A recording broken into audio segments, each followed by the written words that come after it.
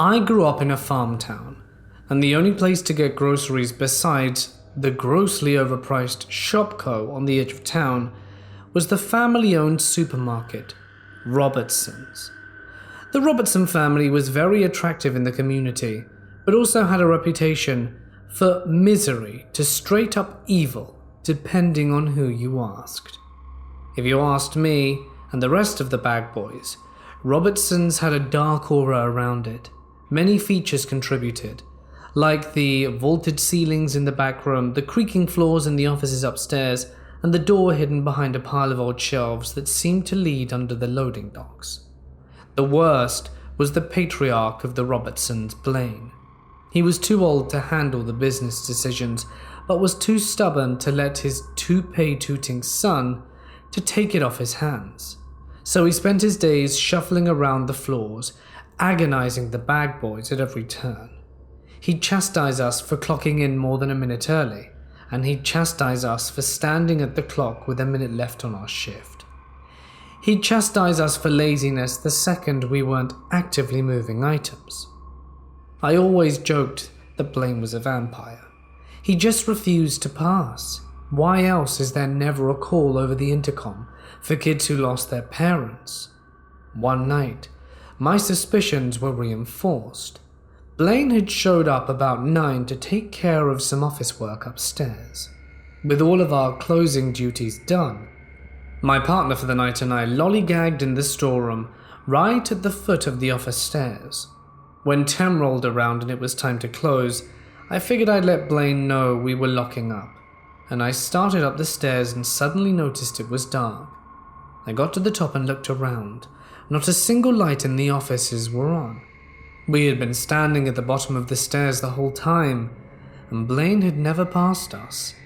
Even when Blaine isn't looking like Nosferatu, strange things happen upstairs. The exposed water pipes leading upstairs twang like someone hit them with a hammer. Footsteps on the creaky floors echo through the whole back room. And all of this happens when the offices are pitch black, as we stand next to the stairs. One night, my partner and I got freaked out by the noise from the offices and decided to spend the remainder of the shift lapping the store. But as we walked perpendicular to the aisle, a can of green beans halfway down the vegetable aisle suddenly fell off the shelf. We put it back in place and started walking again. 2 aisles down, another can fell off. This time, as I put it back in place, a can 15 feet down the aisle flew off the shelf. We left that one sitting 100 yards around the cash register for the rest of the shift. To top it off though, a bag boy requested to be taken off night shifts after an experience he had in the break room. The break room has 2 small bathrooms, male and female. He was taking his dinner break when he had heard a baby crying from the women's bathroom. He had been there 5 minutes already and hadn't seen anyone come in, much less a baby. He ensured the crying for 5 more minutes before he got concerned and knocked on the door. Repeated knocks and questions got nothing back except for the non-stop bawling. He was finally convinced something had happened to the mother and cracked the door open, only to find the room dark and empty.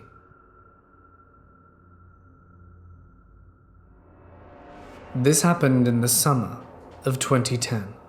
When I was just entering my teenage years. My family took a trip to a really nice hotel in the city. I can't really remember why we decided to take the trip, but I remember a lot of family friends coming with and staying in adjacent rooms. I've never asked my parents, but it's not important to the story. I'm a bit of a scaredy cat, and always have been. I'm a pretty skinny, fragile kid, so I get spooked pretty easily, even now. This, however, was almost definitely not me freaking myself out like I normally did. Looking back, I'm incredibly lucky I trusted my instincts. This hotel had a strange design to it. The lobby was actually on the 4th floor, not the bottom floor, which I found strange. To access the lobby, you had to use an elevator. There was no way for you to get to it from the stairs.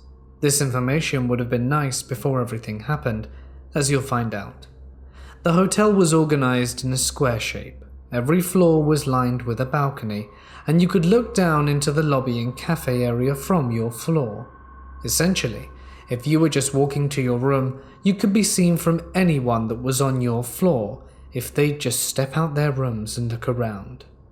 I always felt afraid that I'd fall over the balcony and sail down 8 stories to my death, but they were high enough to a point I wasn't too concerned for my safety. The first day or two was nice. My friends and I hung out and played cards all day, or we watched whatever was on TV. At night, we'd explore the halls of the hotel and tell each other ghost stories. It was a really fun time, even though I didn't really fully understand why we were there. On the 3rd day, though, things got strange. Fast. I woke up to the sound of screaming coming from outside my door. Now, because of the hotel's design I mentioned, sounds from the lobby would echo all the way up to the top of the building. So when I walked out to investigate, I immediately looked over the balcony to see what the commotion was about. I saw a girl laying on the ground, eggs and milk splattered everywhere around her. People were rushing to help her, and I heard a couple of people telling each other to call 911. It seemed like the girl was unconscious. Maybe she had passed out or something. I scanned the lobby and saw that my family and a couple of my friends were in the lobby grabbing breakfast, all staring at the event in front of them. I decided I'd rush down to meet them all to find out what happened. The elevator was on the opposite side of my floor, so I took the stairwell located right next to my room. We were on the 7th or 8th floor, so I knew I only had to take about 4 flights down. No big deal. I descended for a little while, looking for the number 4 on the wall, or the letter L. I passed 5, ready to find a door to the lobby. I took about 2 more flights of stairs before realizing that there hadn't been a door for the 4th floor, nor had there been a door for the 3rd or 2nd. Now, at that point, I probably should have turned back, but I continued down because I was tired and didn't want to climb back up. There were some weird side hallways that went into pitch black areas with a bunch of piping and wiring, and I thought I would be curious and explore. I passed them by. I quickly hit the bottom floor, a dimly lit cold room with cinder block walls and concrete floors. In front of me was a set of double doors. I hesitated at first, but I assumed that this was just another way back to the lobby, so I opened them and entered. Behind the doors was a massive warehouse-type room, probably the size of a smaller basketball stadium. The only light coming in was from the stairwell behind me, so I really couldn't see much. Chairs were stacked and covered in plastic wrap. Tables lined the walls, and in the distance, I thought I could see boxes stacked and lined against the wall as well. It was probably the storage room for the hotel. I looked around and saw an elevator in the back of the room, so I made my way towards it. I closed the door to the stairwell and began to walk into the dim light. The room was super muggy and dusty, and it seemed like no one had been down there in a while. As I got closer to the elevator, I noticed it was a little bigger than the elevator in the lobby and other floors. I pressed the up button, but to no response. There was a card swiper next to the buttons. Must have been for employees only, I thought. I turned back towards the stairwell doors, making my way past the chairs and tables along the wall. When I got to the door, I gave it a tug. Locked. Of course. This is when things started to hit me, and I realized I was stuck in the dark, dusty basement of the hotel. I didn't have a phone because my parents wouldn't let me get one until I graduated middle school, so I couldn't call anyone. Everyone likely assumed I was still asleep in the room, so I began freaking out, believing that no one was going to look for me. I searched around the warehouse looking for other ways out. Some areas of the place were better lit than others, so I looked around in areas I could see first before starting on the darker side of the room. There was one other set of doors that I found, but it happened to be locked as well. I began to cry, scared that no one would ever find me in the basement. I swear it felt like hours, but I think only a handful of minutes passed before I heard the door creak open. It wasn't the door from the stairwell, rather the second door I had found. A slim, middle-aged man in a lab coat came out the doors. Now, if this was some 21-year-old me seeing this man, I would be very confused as to why a guy was wearing a lab coat in a hotel. I was only 12 or 13 at the time, so I immediately was relieved at the sight of an adult who looked smart. I approached him, tears in my eyes, and immediately he looked surprised to see me, as you'd expect. "What are you doing down here?" he yelled. "I got lost on my way down to the lobby, and I've been locked in here. Do you have a key?" I was shaking, eager to get out of here. He didn't answer my question, and instead said, "I know a way out of here. Follow me." He began to walk to the doors of the stairwell, and I followed, relieved that someone had finally come to save me. We approached the doors and I began to reach for the handle, but he continued walking. "Isn't it right here?" I asked him. I will never forget the look on his face when I said that. He looked nervous, and though it was dim, I could see sweat glistening from his forehead and behind his glasses. "No, this way," he said sternly. I continued to follow him, but I was now nervous myself. We had passed the door to the stairs and were now heading towards the darker side of the basement, away from the elevator. He looked like he had no clue where he was leading me, and he kept checking around him, almost as if he was taking in his surroundings for the first time. We turned a corner and began walking towards the boxes, a dead end. I immediately froze, realizing that something was very, very wrong. This guy had no idea where he was going, nor did he appear to work at the hotel. I said in a shaking voice, "Where are we going?" He turned and said, "This way, just follow me." I knew that there were no doors by that boxes. I had checked there first after I found out that the door of the stairwell was locked. I wanted to thank whatever God was up there for giving me an idea. I started yelling as loudly as I could. I yelled so loud it gave me a headache, and the man, irritated, began yelling at me and plugging his ears. "What are you doing? Be quiet!" I continued to yell. Finally, the man snapped and began quickly walking towards me. I went into a full sprint towards the stairwell door, hoping to God they'd be magically opened. He didn't run after me. He walked sternly behind me, muttering things like, "Stupid idiot," and other kind of compliments. I was about 5 feet from the door when someone burst through, my savior, a hotel janitor who had heard the screaming from the stairwell. He saw the situation, and some random guy in a lab coat in a locked basement, and immediately told me to get behind him. The janitor asked me who the man was, and I said I had no idea, that he had just come through the door on the other side of the room, and I pointed to the door. The janitor quickly radioed into the desk that he had found a child in the basement, and quietly, so that I wouldn't hear, said, "This man came from outside. Get security," or something like that. The man in the lab coat started trying to argue with the janitor, claiming that he was simply looking for a bathroom.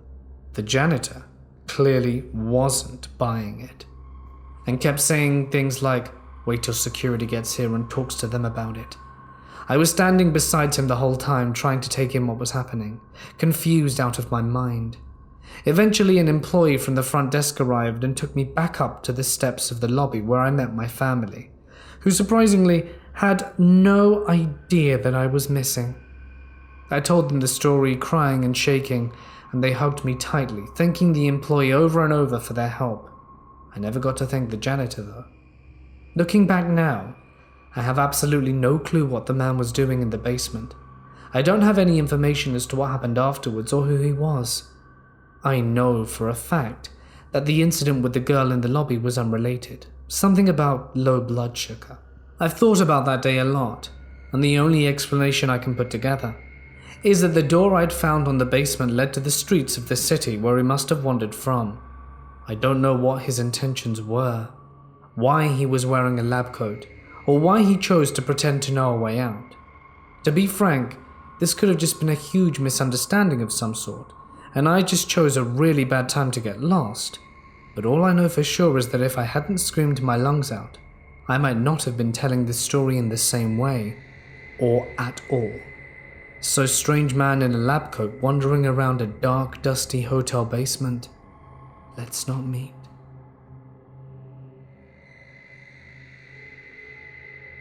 This story took place in Texas back in the fall of '94.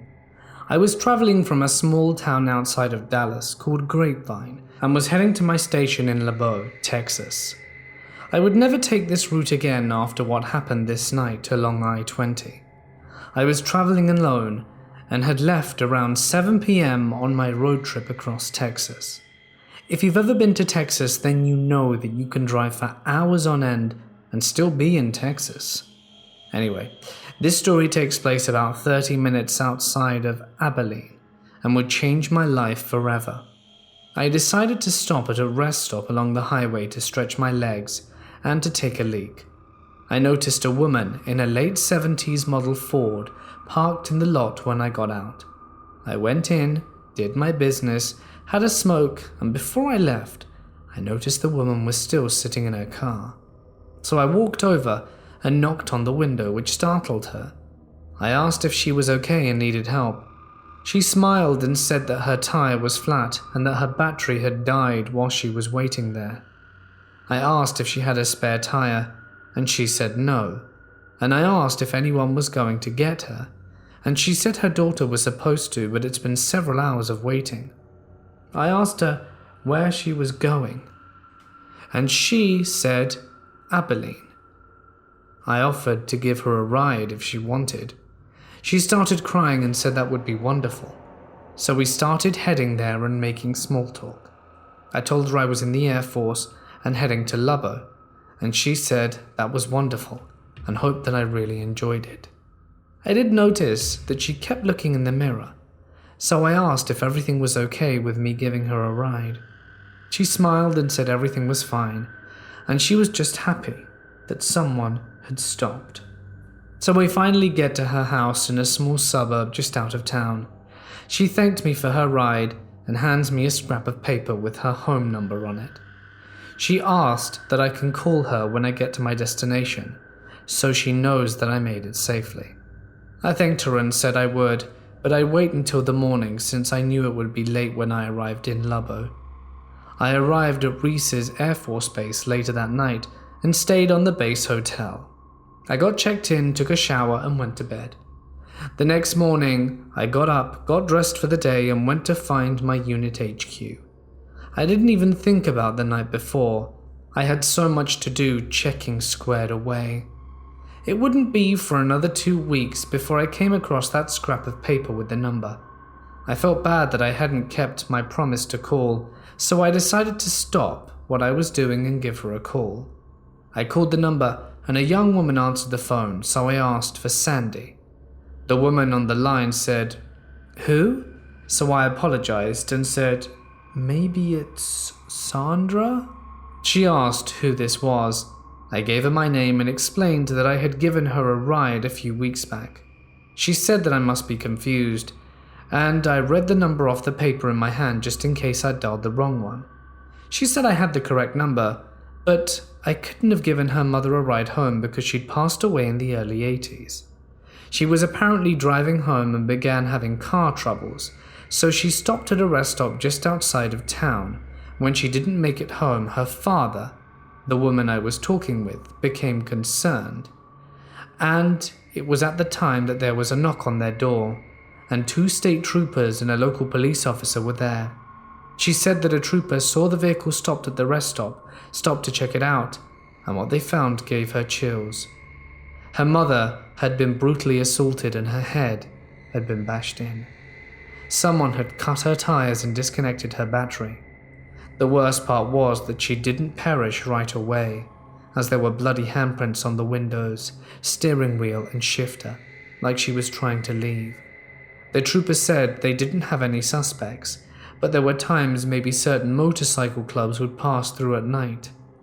I described the car and what her mother looked like and what she was wearing as best I could recall.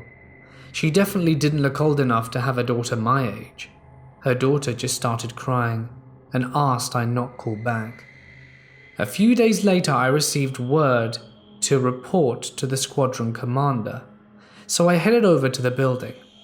When I arrived, my captain called me into his office and began asking me questions about where I lived and when did I drive in and what route I took. Immediately, I knew something was wrong. We then went into a briefing room where my commanding officer and a Texas Ranger and state trooper were seated. I introduced myself and took a seat. They began by asking me the same questions my captain had previously asked, and why I had called the number and spoke with the woman. I explained everything as clear and impossible detail. They then finished taking notes, and the ranger asked who needed a smoke. My commanding officer excused himself, and the captain, the two officers and myself stepped out back into the smoking area. This was when the ranger informed me he was the trooper who had found the car back in the early 80s, and that the only reason he came out today was because of the details I mentioned in the phone call to the daughter. The trooper said that they get calls about a stranded woman every so often, but when they get there, they never find anything. In closing, be careful who you decide to help, because not everyone is what they seem to be. I'd like to state that the reason specific timeframes are not given is due to the personal nature of these events.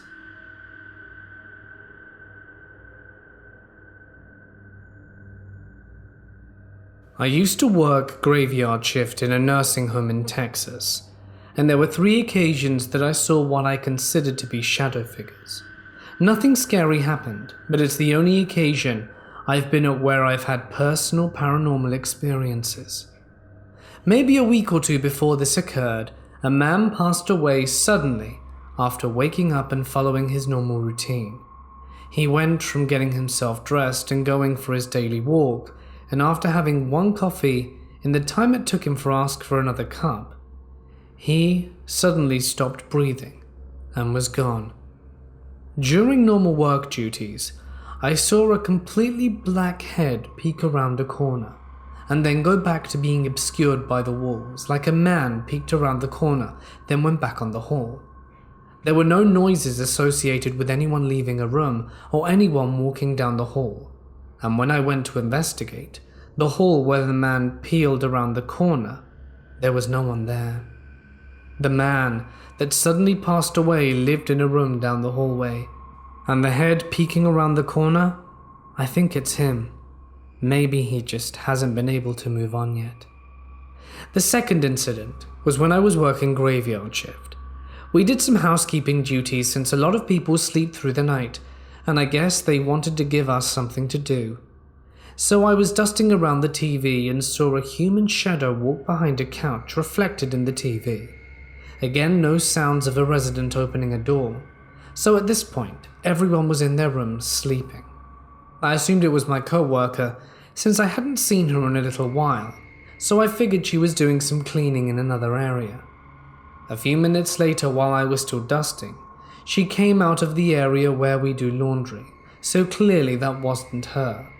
Again, there was no resident up because the walk that I saw was completely fluid and did not resemble a resident, as they all were not physically able to walk like the figure I saw reflected. It was someone in their 20s, with no physical difficulties. That's how they walked, and there was no color reflected in the TV. It was fully black, like a walking shadow. That unsettled me for a while. The third incident is there was a woman who knew was passing away. Our duty with her was to keep her clean and comfortable while she was in the process of passing.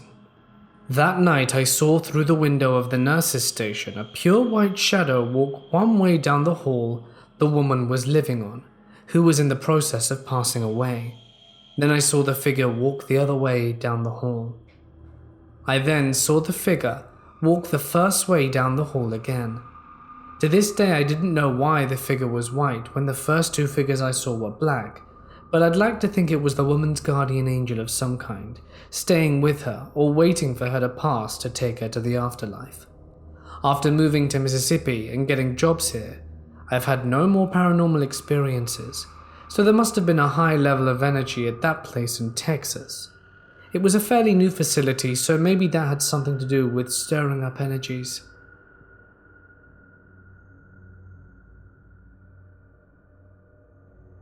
I was driving by myself on a highway in Maine, cranking killer tunes, slamming Mountain Dew, big gulps, and sucking back American Spirit lights.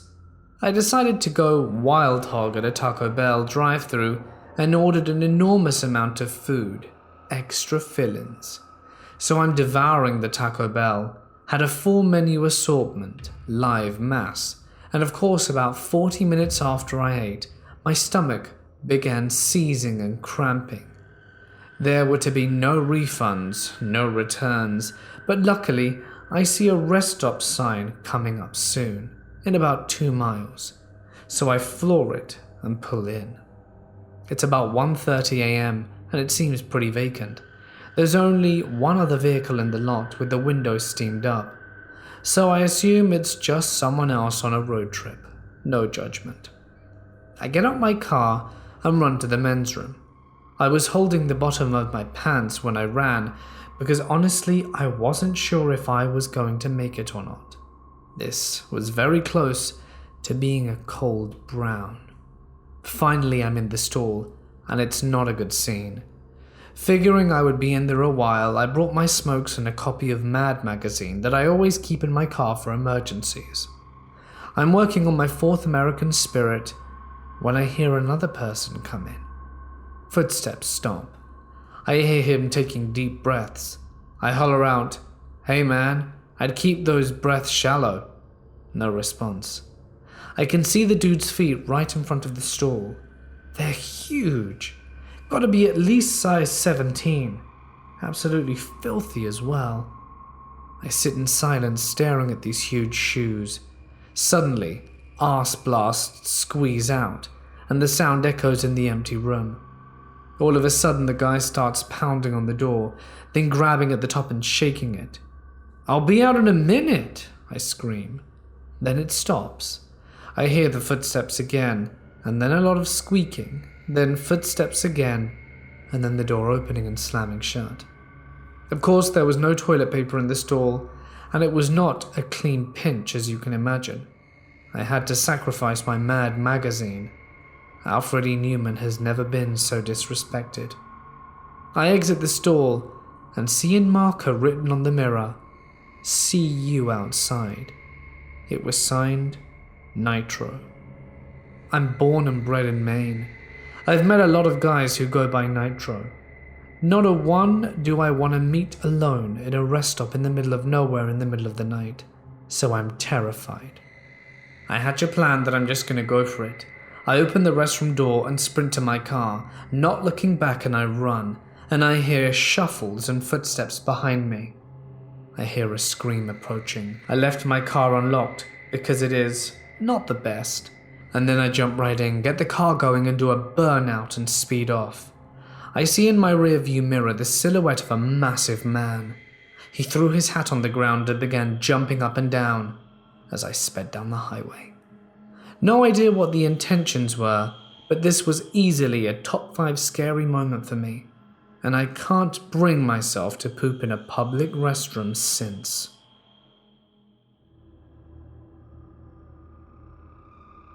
This happened after work this past Christmas Eve. I work a later second shift from 5 p.m. to 1 a.m, or until we're done. I should also mention that while the warehouse is in a nicer area, a couple of blocks down it gets sketchy at night. We've gone down around 2 a.m, and me and my one friend were the first out to the parking lot, and we're standing there talking while we're warming up our cars. We were talking for maybe 5 to 10 minutes, and during this time I saw this small sedan drive by, slowly, but didn't think much of it because it was a little icy out, and I figured we were just being cautious. But then I saw it slowly coming back down the road from where it came west and pulled in and parked in the parking lot across from us, which was strange because it's a welding shop parking lot and no one's ever there past 10 p.m. besides police doing speed traps. At that point, I pointed it out to my friend and he said he noticed it as well and thought it was weird. Then this big dude got out the car and walked across the street, over to me and my friend, while the car he got out of drove off. He asked my friend for a smoke, and as he did that, I walked over to my car to start scraping it off so he would hopefully just not talk to me. But as soon as I stepped back out of my car with my wallet in hand so I could use one of my cards to scrape the windows, he called over to me. I didn't want to be rude even though something felt off about the situation. But I said, screw it, there's cameras watching me and the rest of the workers should be out in 10, so I'll be fine. I'm 6 foot, 180 pounds, soaking wet, and the dude was a good bit bigger than me. I'm guessing 6 foot 2, 6 foot 4, and a solid 250 pounds. He was trying to make small talk with me and ask about what we do there, how it sucks we have to work on Christmas Eve and just random stuff like that, but I got the feeling he was sizing me up. So even though I have extreme social anxiety and can barely make eye contact with people I know, I remember my grandpa always telling me if I'm in a sketchy situation with someone to stand tall, chest out, and make direct eye contact the entire time. Essentially do whatever makes you look like you aren't scared or nervous, so you look like you're more trouble than you're worth. I saw him keep looking down towards my wallet, so I took a small step back so I could make sure I was within the view of the cameras. Then he said, "So, hey man, do you think you could give me a ride to my house? It's just down the street. I ran out of gas at the store, and I need to go back to my house to get money." Now, the grocery store he said his car ran out of gas at is about a mile away down the road to the east. Yet the dude came from the west, and also if he needs a ride to his house in the west, why wouldn't he have just gone there from the person who dropped him off who came from that direction in the first place? I then remembered reading online somewhere that around the holidays people will do whatever they think they can to try to get someone to give them a ride and then force them to take you back to their house and rob them. At this point I'm like, screw this, he's trying to rob me. So I walk back towards my car since I know I have a giant utility knife under the seat and tell him I'm good and to please get off company property. And he was like, "Come on man, it's Christmas Eve," while looking visibly pissed. And I said, "That sucks dude, get off the property." At this point I'm in my car and he can see me reaching under the seat and he turns and walks away and disappears in the alley a block away. I then go over to my friend's car and tell him what happened, and he said the dude was trying to get him to give him money for smokes, and then tries to convince him to give him a ride to the ATM. 2 days later, a picture of the same guy is on the local police department Facebook page asking for information on him because he was wanted in relation to a string of armed robberies that happened during Christmas time. This is something that happened to my best friend and I a few years ago. While my best friend at the time and I were seniors in high school in 2016, we went on a weekend trip to visit my grandmother a few hours away from my town in Georgia, USA. The town we lived in was comparatively small for the state, but one of the biggest towns within a few hours. But we had to travel about 2.5 hours through tiny, somewhat redneck towns to get to my grandmother's place. We were on our way back home when we had to stop at a gas station literally in the middle of nowhere. I'm talking cornfields, cotton fields, streets with no signs or lights, not even stop signs, and definitely no cell service.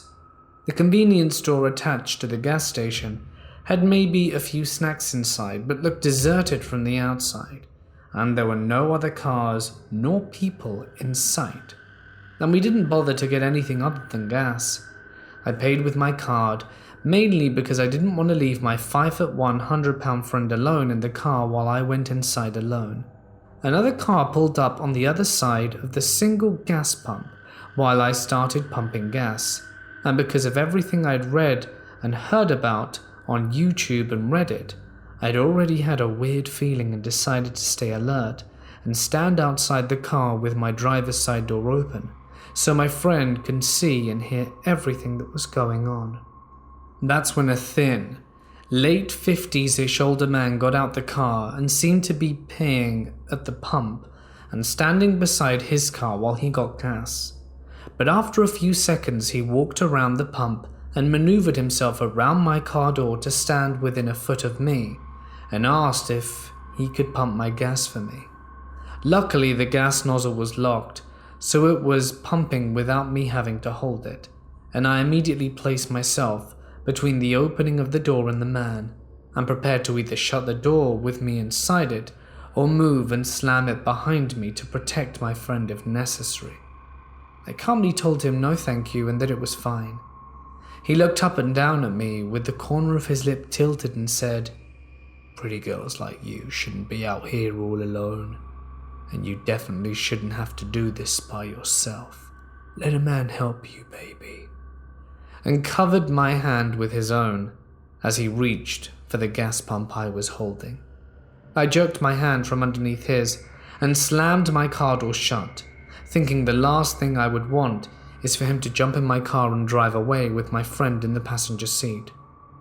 Orange flags started tinging red, and my usually over-polite demeanor turned serious, and I remembered something that I'd read before on this subreddit, and it said, "Better safe and to seem mean rather than polite and uncomfortable." And they're right. So I responded, "Sir, get away from me. I can pump my own gas and I've already said no thank you. Leave us alone." He didn't move, only raised his chin and managed to make eye contact with me, all lip tilt, gone. I stared him down and figured I'd gotten enough gas to last us enough time to get the hell out of wherever we were. So I maintained eye contact, pulled the nozzle out and basically threw it back on the pump before getting in my car and driving away before he'd even noticed. As we drove away, I glanced in the rearview mirror and saw that his car wasn't even being filled up with gas, telling me he was driving by and decided to help a damsel in distress out. My friend was shaking the whole way home, telling me she would have just let the man pump her gas. But I'm just glad some of the confidence I'd gained from learning about these stories helped me stay attentive and respond confidently enough to get out of this situation. So creepy gas man in the middle of the ghost town in Georgia, let's not meet. I grew up in South Texas, more widely known as the Rio Grande Valley. I'm the youngest of 3 kids, and we all lived with our mom and stepdad in a great big red brick house. It was quite a culture shock moving from the piney woods of East Texas all the way to the flat, desert-like lands of the RGV. There were hardly any trees, mostly just palm trees and shrubs. We saw a cactus here and there, and the wildlife consisted mostly of jackrabbits, rattlesnakes, and armadillos. When we started school, we learned quickly that the people there were superstitious, to say the least. I was in 2nd grade when we moved into that house on Jackie Street, and right from the beginning I felt an unease. I used to be a happy-go-lucky kid with nothing to worry about. I made friends with all the neighborhood kids, and I even became best friends with a girl who lived directly behind us. She had the most superstitious family out of anyone I'd ever met. She was the eldest of 4 girls, and their mother was very overly protective, at least in my eyes. She wouldn't let them watch Harry Potter because it is associated with witchcraft. They went to church 3 times a week, and they didn't celebrate Halloween. With all that being said, the mum loved to tell ghost stories and Mexican folklores. It was one of the coolest things about her, and the thing I loved most about visiting their home. One night she told us the story of La Mujer Lechuza. Basically, in my own words, it's about a witch or bruja that can turn into a large owl. Typically, it will transform into an owl with a woman's head, or a large owl the size of a human, with a few things that are off-putting. If you see a lechuza, you're supposed to pray for your life in Spanish, and, supposedly, it should leave you be. It's also been known to make a whistling sound like a human whistling. If you answer it back with a whistle of your own, it will swoop down and carry you away. If you wake up in the morning and see large scratches on your doors or windowsills, it means that the lechuza was there and is coming for you. So you must prepare yourself accordingly.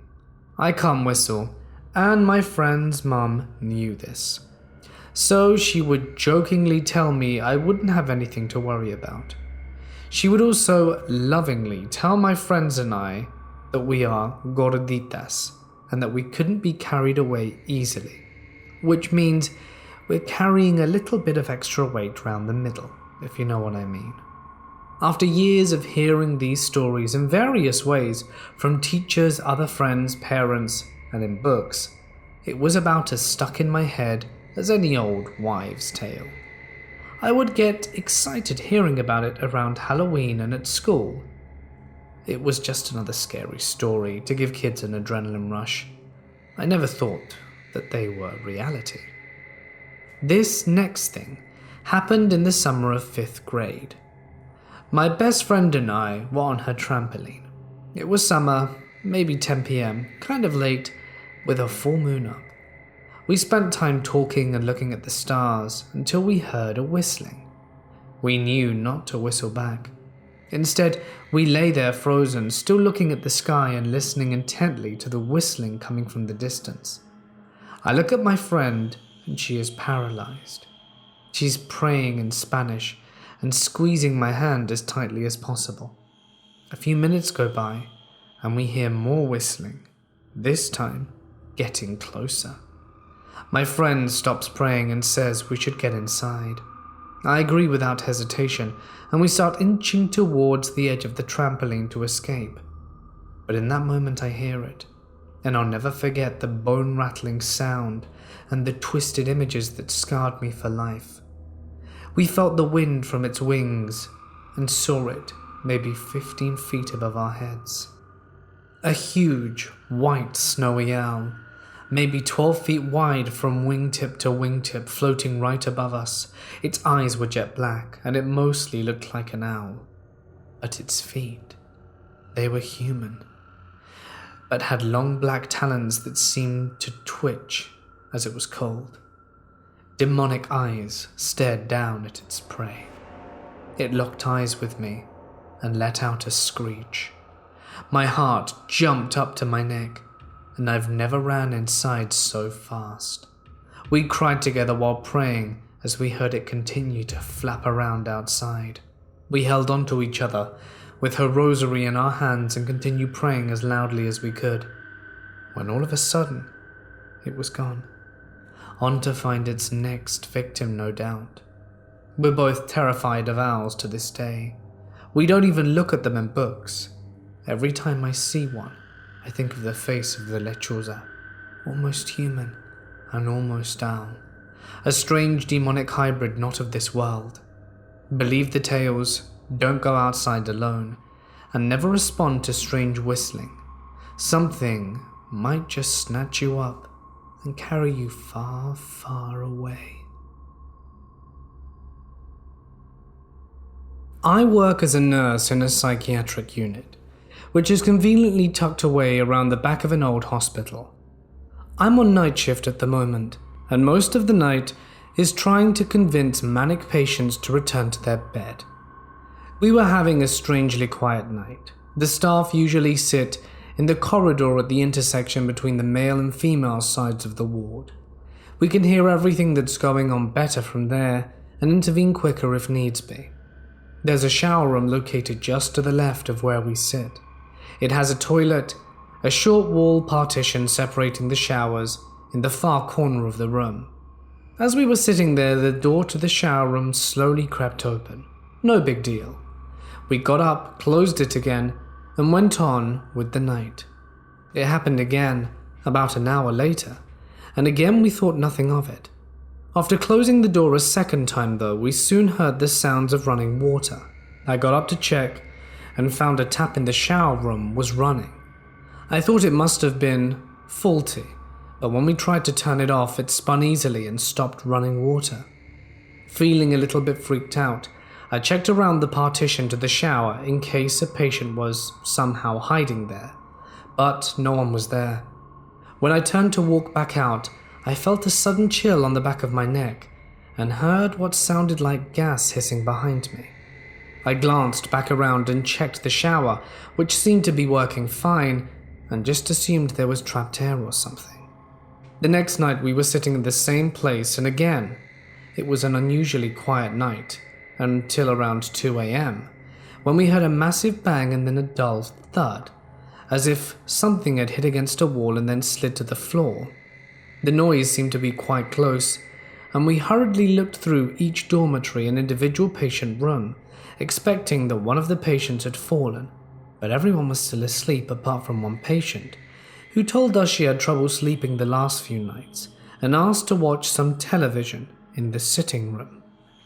We continued with our search, but couldn't seem to find anything to explain the sound, and sat back down in the corridor where we started to talk about ghosts and joking about being haunted. The patient who couldn't sleep asked if she could smoke in the toilet. We occasionally let people do this during the night, as we aren't allowed to let them out the unit after 10 p.m, and trying to tell an avid smoker they can't have a cigarette is a sure way to start a fight that'll cause everyone to wake up. We said she could have a quick one in the shower room before going back to bed, and she asked if one of us could come with her. When we asked why, she explained, "Because that room freaks me out. There are spirits in there that are trying to come through the mirrors." We heard stuff like this from patients on a regular basis, so we didn't think much of it. We offered her some reassurance, and I agreed to come into the bathroom with her. While we were in there, she talked about seeing the ghost of a man in her room, which kept her up at night. She then stopped talking abruptly and looked confused before going over to peer around the partition. I asked her what was wrong, and she shushed me and asked in a whisper if I heard what she'd heard. I admitted I couldn't hear anything. Again, this is a common occurrence for people who talk about auditory hallucinations on our ward, but asked her what she heard. She said she thought she could hear a dripping sound, but there was no water running, and when she checked behind the partition she heard a hissing sound. I suggested she finish her cigarette and get back to bed, and she asked for some medication to calm her down, then said, "Man, I hate that bathroom. The doors open and close by themselves, you know." After she went back to bed, I was telling the other staff about this, and we were all joking about how much of a freaky coincidence it all was. We were still discussing it when the day staff came in. When the first nurse arrived, she came over to ask how the shift was, and we asked her if she believed in ghosts in a jokey way. She said she didn't, but that she had bad memories of the ward that sometimes freak her out. She told us the worst thing she ever saw was 20 years ago when she was doing the hourly checks on the ward once, just to check on each patient every hour to make sure they're okay. She couldn't find one patient, so she went into the shower room because she could hear water running in there. She checked around the partition and found the guy lying dead in a pool of blood.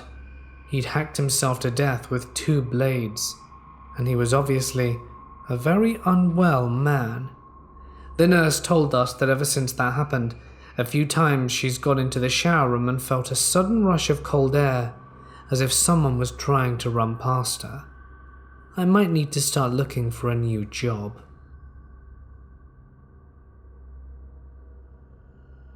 This incident occurred this last spring. Let me set the scene and give a little bit of backstory.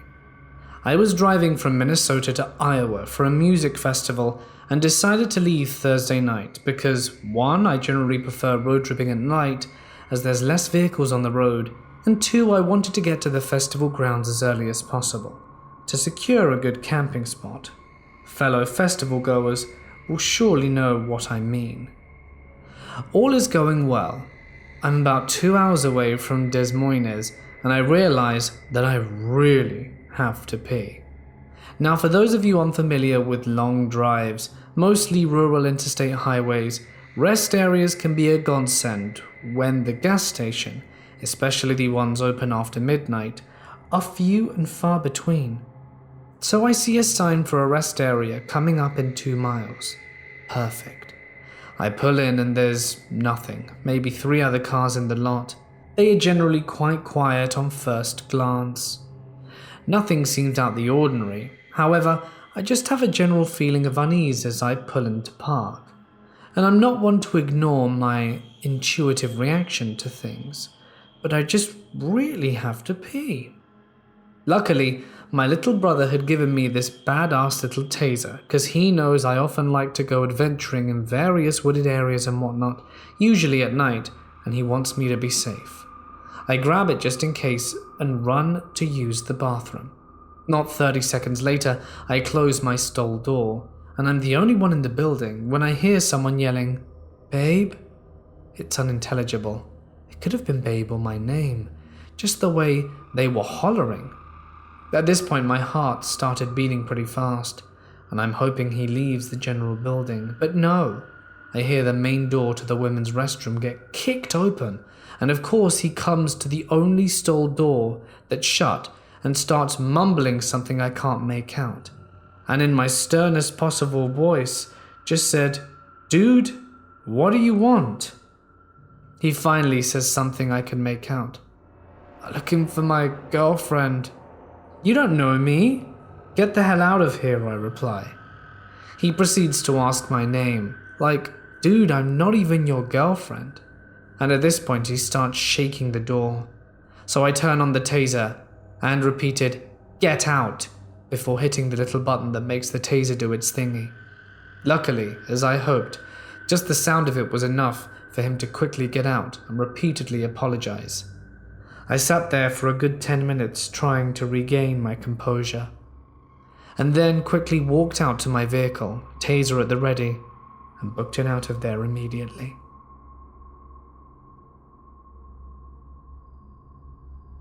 Two years ago, my husband and I flew to LA for a weekend getaway. We stayed at a boutique hotel off of Sunset. It's more of a hipster type place, not normally somewhere I'd stay, but it was nice, clean, and had a good vibe. We met up with some of our friends who live in LA and went out for dinner and drinks. It was a late night, and we came back to the hotel. I was exhausted and jet-lagged. It was 1:30 a.m. or something like that. My husband is a very deep sleeper. I'm an extremely light sleeper, except when I've had a bunch of drinks, which I had definitely consumed that night. So it was lights out for both of us very quickly. Around 3 a.m., I only know the time after everything that happened, by the way, I woke up suddenly and opened my eyes. There's a light on in our room. The room had been totally dark when we went to bed. The light was coming from the doorway, which illuminated the silhouette of a man standing at the foot of the bed. Just standing there, staring. For a moment, I am speechless, confused and also slightly intoxicated. I haven't yet moved. My reaction is delayed. And then the stark fear and reality kick in. I gasp and say, "What the hell?" The man was wearing a red plaid shirt and had dark hair and a beard. I couldn't make out his features as my eyes were adjusting to waking up, and the lighting that illuminated him shadowed half his face. "I need to speak with Drake." I know this may sound somewhat comical, but I assure you at the time it was terrifying. "Get the hell out of here!" That jolts my husband awake. He immediately sits up and sees the man at the foot of our bed. My husband is 6'5", which may not be evident given half his body is underneath the bedding, but either way the man responds, "Sorry, wrong room," and bolts out, slamming the door behind him. My husband jumps up and runs for the door, but I stop him from going outside into the hallway. Who knows if the man is waiting there in an attempt to lure him out. I keep looking through the peephole, but don't see anything. At this point, we are both shocked and in disbelief, and probably still drunk. We call the front desk to no answer. We call repeatedly and still no answer, and contemplate what to do. At around 20 minutes later, we decide to get dressed and go down to the front desk. There's an employee at the front desk, and there's also a bar in the lobby. My husband walks around to see if he can spot the guy who was in our room, and as he's searching, I go up and start telling the guy behind the front desk what happened.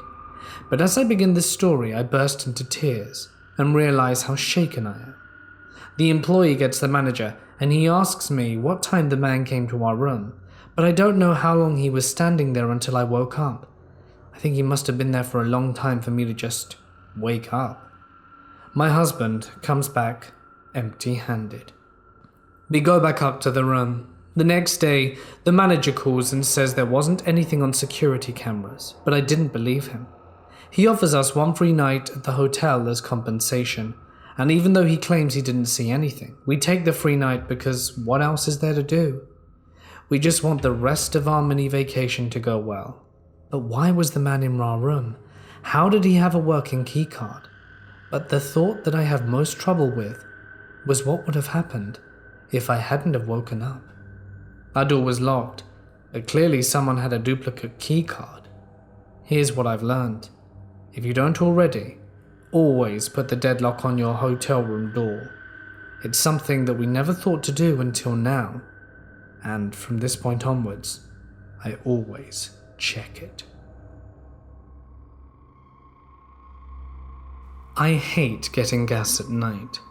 I have learned to avoid it, as I've had some strange encounters that have left me feeling uncomfortable, but none as bad as this one. I had just picked up my sister from college, and as we got on the highway to get home, my gas light came on. It was getting dark out. I was kicking myself for not getting gas sooner, but it made me feel safer that I had my sister with me. So I get off the highway and pull into the closest gas station that I can find. It was completely empty. I had just put the pump in my car when I heard, "Hey sweetheart, you're from around here?" I jumped. This man had seemed to have appeared out of thin air.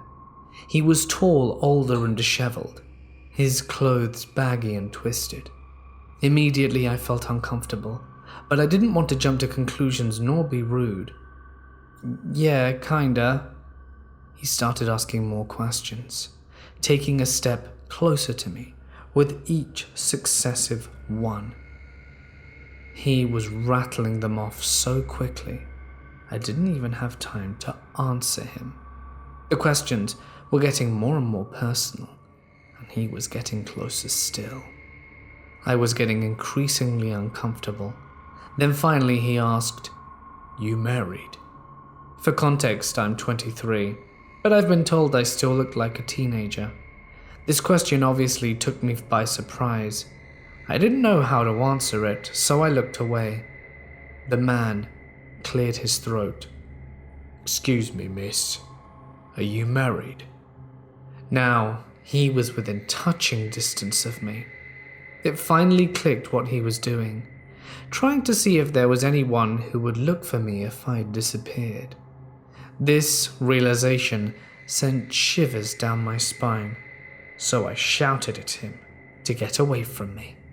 Startled, he jumped back and said, "You ungrateful entitled," and kept cursing at me as he walked away. It took me a good half hour until I finally stopped shaking. So creepy old dude at the gas station, learn some manners, and let's not meet again.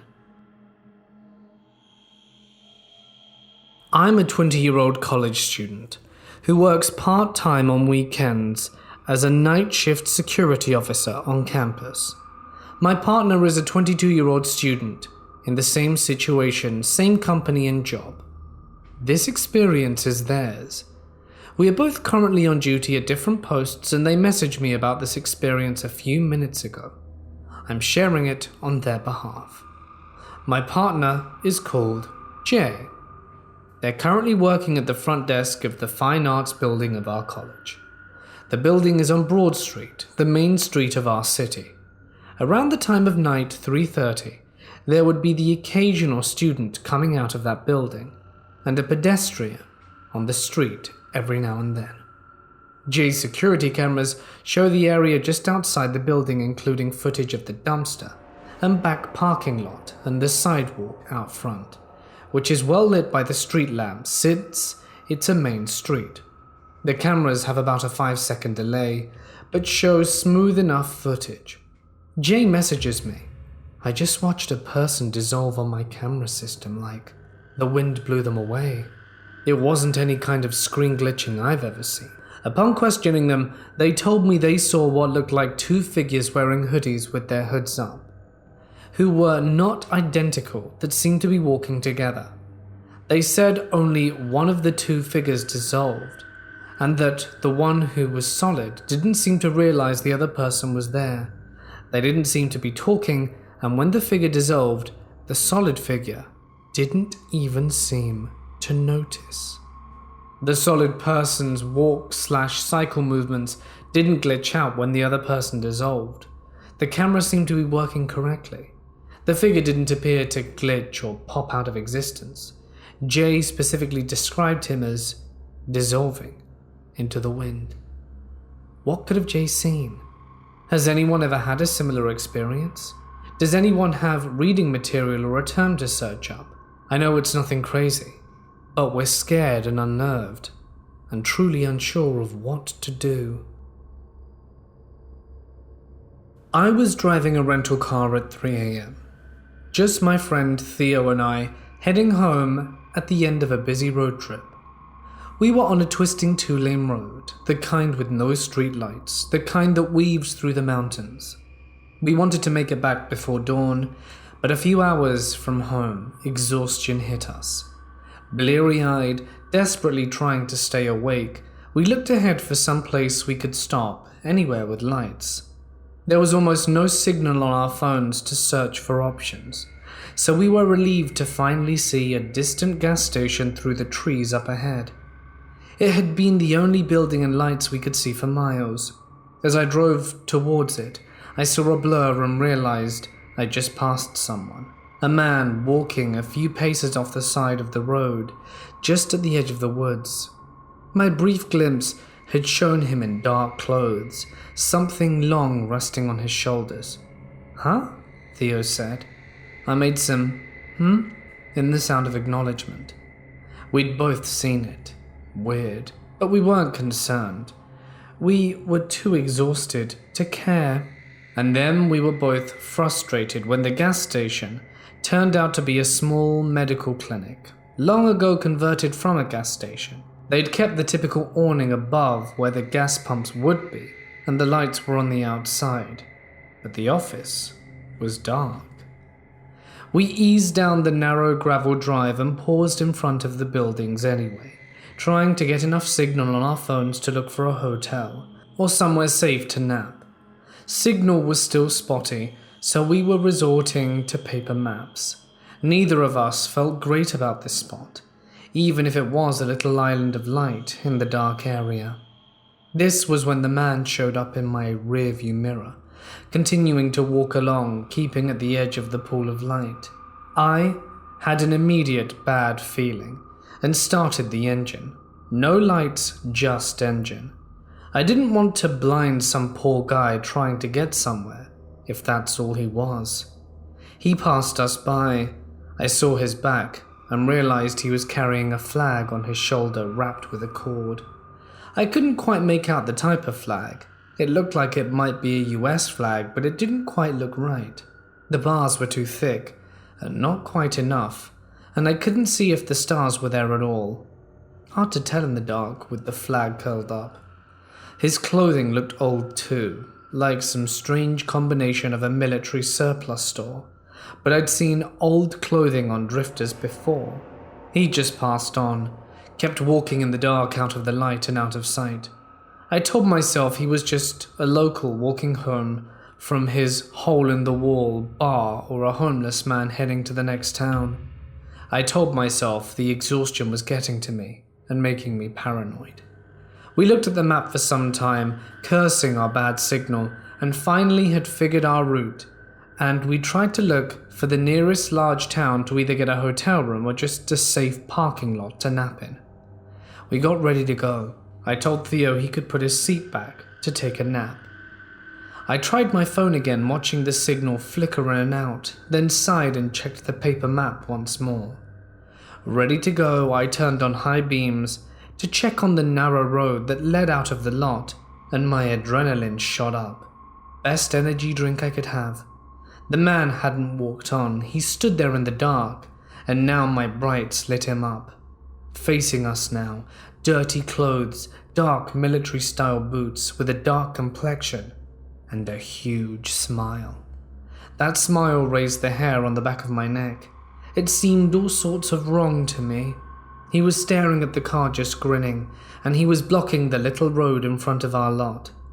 I waited to see if this guy wanted to mess with me. He'd have to come closer. He had waited a good distance away. I could wait for him to move. I checked behind me, gauging if I could back up, but it had been a weird turn into the place, a gravel road, plus several concrete poles to move between, and it would not be a speedy path in reverse. I didn't know this car well, and I was not confident I could reverse it without getting into an accident. I glanced at my sleeping friend. Then the guy was suddenly in front of our car. I'm still not sure how he could have done that. It must have been only a few seconds while I was looking away. I can only blame the exhaustion, how he was suddenly just there, lights shining on his white teeth and his huge weird grin. I must have made a noise, because my friend woke and sat up. "The hell?" he managed, and the guy just stared at us, just grinning at us in the headlights, standing right in front of my car, just grinning. "Some crazy guy," I murmured. We had both lived in big cities, dealt with crazy types before, if they weren't armed. Usually they were nothing to worry about, and I saw no weapon, and I was wary, but not afraid. Then I noticed a heavy-looking point at the end of his flagpole, still resting against his shoulder, and the mental image of him spearing into our windshield, or just down into the hood of my car, was suddenly vivid. I had no idea what was going on, but I did not want to give this middle-of-the-night crazy guy a reason to attack the car, and I knew I couldn't reverse quickly to get out of there. I waited, mentally willing the weird nutcase to walk on with his weird flagpole and clothes. I have no idea how long he stood there, just staring at us and grinning, and after what seemed like a long moment he began moving, but moving against the car, sliding to the side, slowly coming around to one side but dragging himself against the side of the car as he moved. The car shifted slightly with the weight, and I could hear the side of cloth drag and the wooden flagpole on by the side of the car. A small, ridiculous part of my brain congratulated me on buying the insurance for the rental car, as I was sure he was scratching it. The grinning man gripped the driver's side mirror, as if using it for support, and leaned down. I saw a glimpse of a grin through my side window and looked away. I suddenly did not want to look at that freakish smile when it was only inches away from my face, just a little glass between us. Theo leaned over slightly, looking through the window, and I saw my friend shake his head. No. I saw the grinning man make a hand gesture, and Theo said louder and more forcefully, "No." The man straightened, no longer leaning on the car. I saw his fist grip on the pole, and I gunned it out of there. And he just stood there. The dark figure just stayed in the pool of light as I shot out onto the dark road. No longer sleepy at all, we had no problem staying awake to the next town, where we found a motel. Creepy guy. Let's not meet again. In my mid-20s, I was bouncing around. I couldn't settle on what to do, and after a long and crappy relationship, was mostly interested in having fun. I was at uni, but wasn't the most committed student. I had been working at a restaurant in a hotel, but hated it, and a friend told me about working as a receptionist in a brothel. It's completely legal where I live, and said the money was decent and it would fit well with uni. It wasn't difficult. If a client was rude, you just kick them out, unlike hospitality, where you need to be polite to them the whole time. I found a place that was looking for receptionists and went for an interview and got a job, and it was fine. I mean, it's not the most interesting job in the world, but it paid okay. I could smoke out back, back when cigarettes didn't cost $50 a pack, and I could study if I was quiet. And I know that everyone is thinking, receptionist is code for sex work, and I promise that it isn't. I have no proof, but lying about it doesn't make the story any more interesting. We had regular clients, and they all had reputations of some kind. This guy only books for half hour, but always extends his booking at least once. This guy will pay extra for dirty talk. A lot of it was innocuous, just information passed between people that we as receptionists always heard about. But some of it was along the lines of warnings. This guy will try and remove the protection. This guy wants to spank, but doesn't ask first. And then there was the doctor. The doctor had a lot of money and would potentially bring multiple workers in for a long time. He paid reasonably boring extras like fancy lingerie or fantasy roleplay, aka nurses' uniforms. But he had a real big red warning sign above his forehead. The first time he came in, one of the other receptionists warned me. No one has to do an intro with him if they don't want to. Warn the girls, it's the doctor. I called the intro, i.e. I went to the staff room and said, intro in meeting room 1, which generally meant that every available worker should go in, say their name, flirt, and after, one of the receptionists would find out who they wanted to see and for how long. And all the workers stood up and said, it's the doctor. But all but 2 sat down. So immediately I asked what the deal is, and they explained that he likes coke. He likes workers who like it or pretend to like it.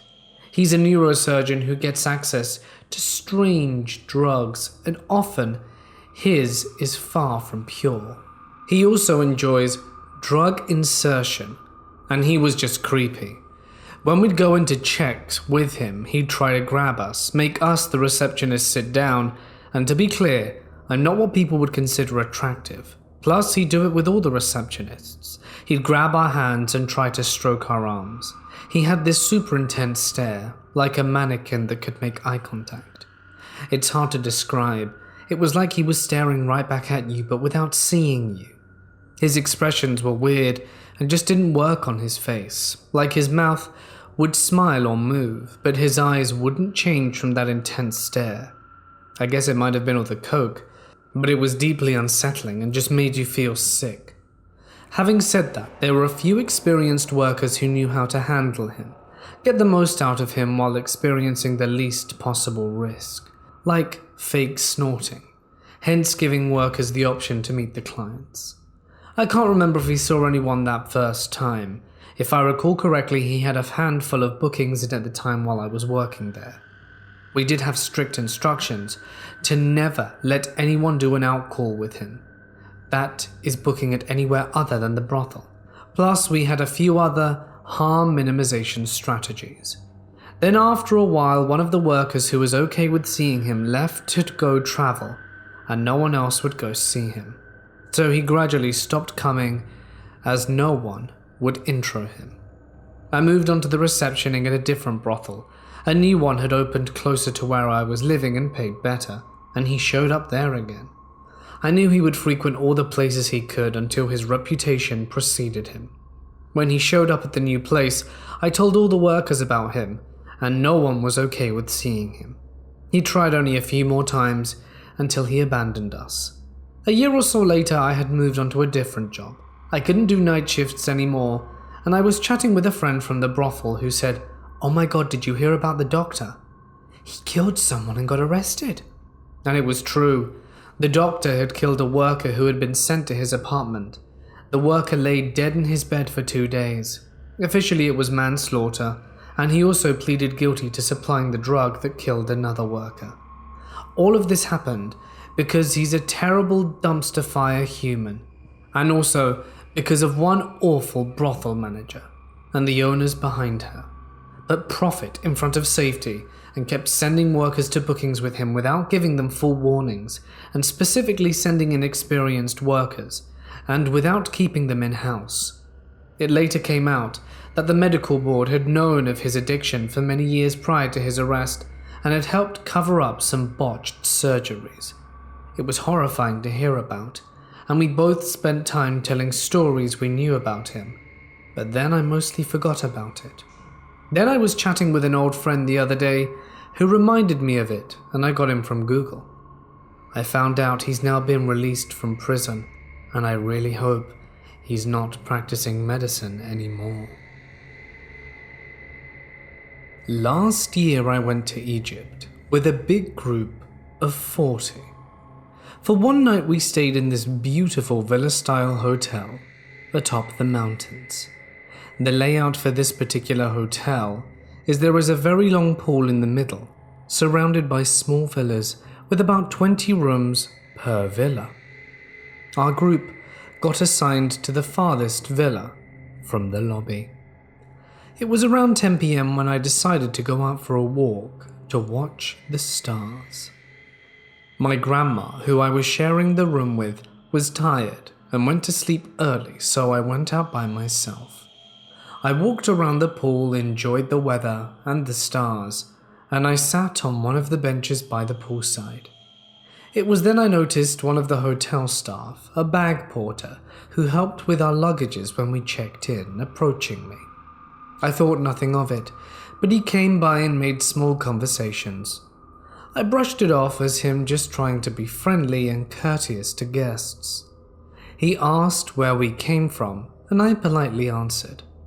What he said next gave me the creeps. He said his friend was actually looking for a wife from my country. Okay, dude. I laughed it off and lied and said that I was married.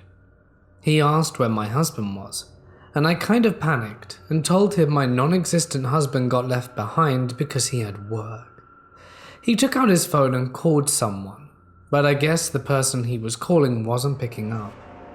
He told me to wait, but my spidey senses were tingling on overdrive. I had two options: to walk back to the villa as quickly as possible, but risk letting this man know which room I was staying in with my grandma, or walk towards the well-lit lobby, hoping that people from my group were still there. I stood up and started making my way quickly to the lobby. The man was still trying to get someone on his phone and tried to call after me, but I waved goodbye and left. When I reached the lobby, I was relieved to see our tour guide leader, our Egyptian tour guide, and probably 3 ladies from the group still there.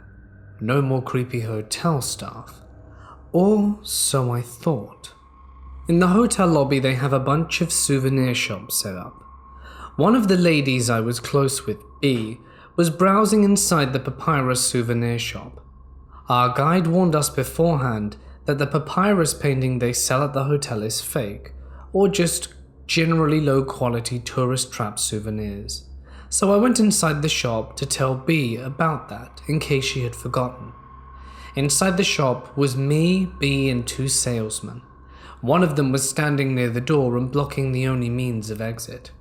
B asked for my opinion between 2 paintings, and this salesman standing in front of us told us that these paintings have a different pattern that shows up in the dark. It glows, you see. He asked if we wanted to see it. I firmly said no before B could answer, and I'd had enough for the day, and just wanted to go back to our room. However, this persistent salesman said something to this other man standing behind us, who then proceeded to close the door and the light switch. Maybe I'm paranoid, but I do not like the idea of being in a pitch-dark room with 2 men who I don't know. I could also sense that B was panicking, and she held onto my wrist. Like an angel in disguise, the door suddenly opened from the outside, and it was B's aunt, who was also in the lobby with us, with our tour guide, who shouted at us and asked what we were doing.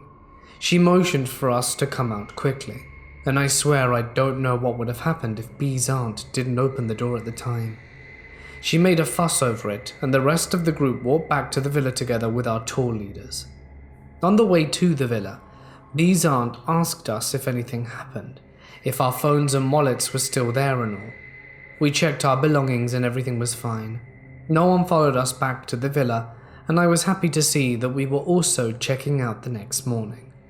So to the creepy porter and salesman at the hotel, if I ever find myself back there, I really don't want to meet again. I also want to say that I don't mean to generalize or talk ill of a country. It just happened in Egypt. I don't think that all Egyptians are bad people or creepy, but these hotel staff, regardless of nationality, acted very creepy and unprofessional. I just really don't want to meet them again. My friends and I went to a festival near LA in August. My girlfriend and I take my car and 4 of our friends are in another one. Our GPS app took us 2 different driving routes from LA back to San Francisco. We stopped for gas about 4 hours into the trip. My girl and I are just standing around the car talking, letting the cold air wake us up before heading back out. Just as we're getting ready to go, an older pickup truck parks next to us, and a dude gets out the car and stares at my girlfriend. I open her door for her, and his eyes dart towards me. My girlfriend gets in the car and slams the door shut, so there I am standing with this guy waiting for something to happen. Do you believe in God? Great. I'm gonna be murdered in front of my girlfriend. Not wanting to upset him, I put my personal views aside and said, yes. What came out of his mouth for the next half hour were the most vile and twisted interpretations of the Bible I had ever heard. Things like, God only made gays sick as a test for those faithful to him.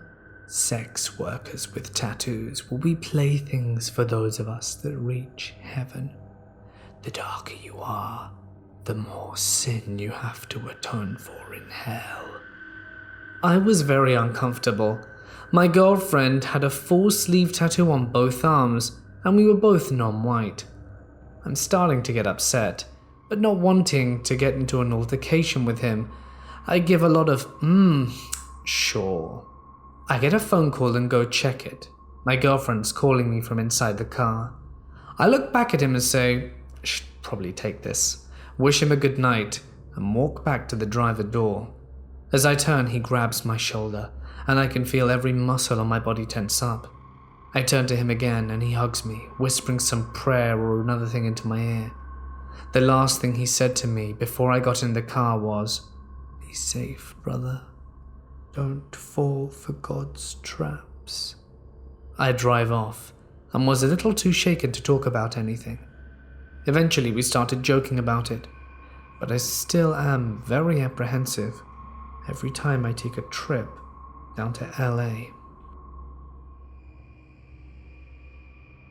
All the guards at my workplace know the theatre is haunted.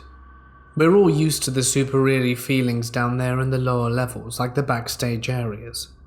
Most of it can be passed off as long work hour stress, but there is definitely some evil stuff in this building with us. It's probably an entity that latched itself onto the themes of theatrics and whatnot. We got all kinds of stories. We've all heard the grand piano playing on its own in the night, heard ghostly voices arguing every now and then as we walk through the halls. Sometimes I smell a harsh burning in the halls at night, like sulfur. We all know that doesn't mean well. Tonight has been the worst it's ever been. I heard a door slam shut nearby as I was patrolling, and as a joke, I yelled out, "Who it be?" It's an inside joke with me and my friends to lighten my nerves, and I heard a deep, almost unintelligible male voice saying, "It be me." Sounds kind of funny, but I didn't enjoy that. My Bluetooth earphones blatantly refused to work tonight, and I also walked through one of the function halls in darkness. Once the building closes, we patrol without many lights on, other than the occasional safety lights here and there, and I saw something following me into a mirror. I refused to look behind me or stare at the mirror for too long, but it appeared to be a figure, clearly dressed in a costume of a king, with a fur robe and a black jagged crown.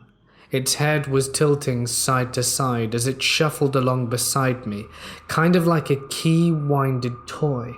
It moved so soundlessly, and as you can imagine, I was pretty startled.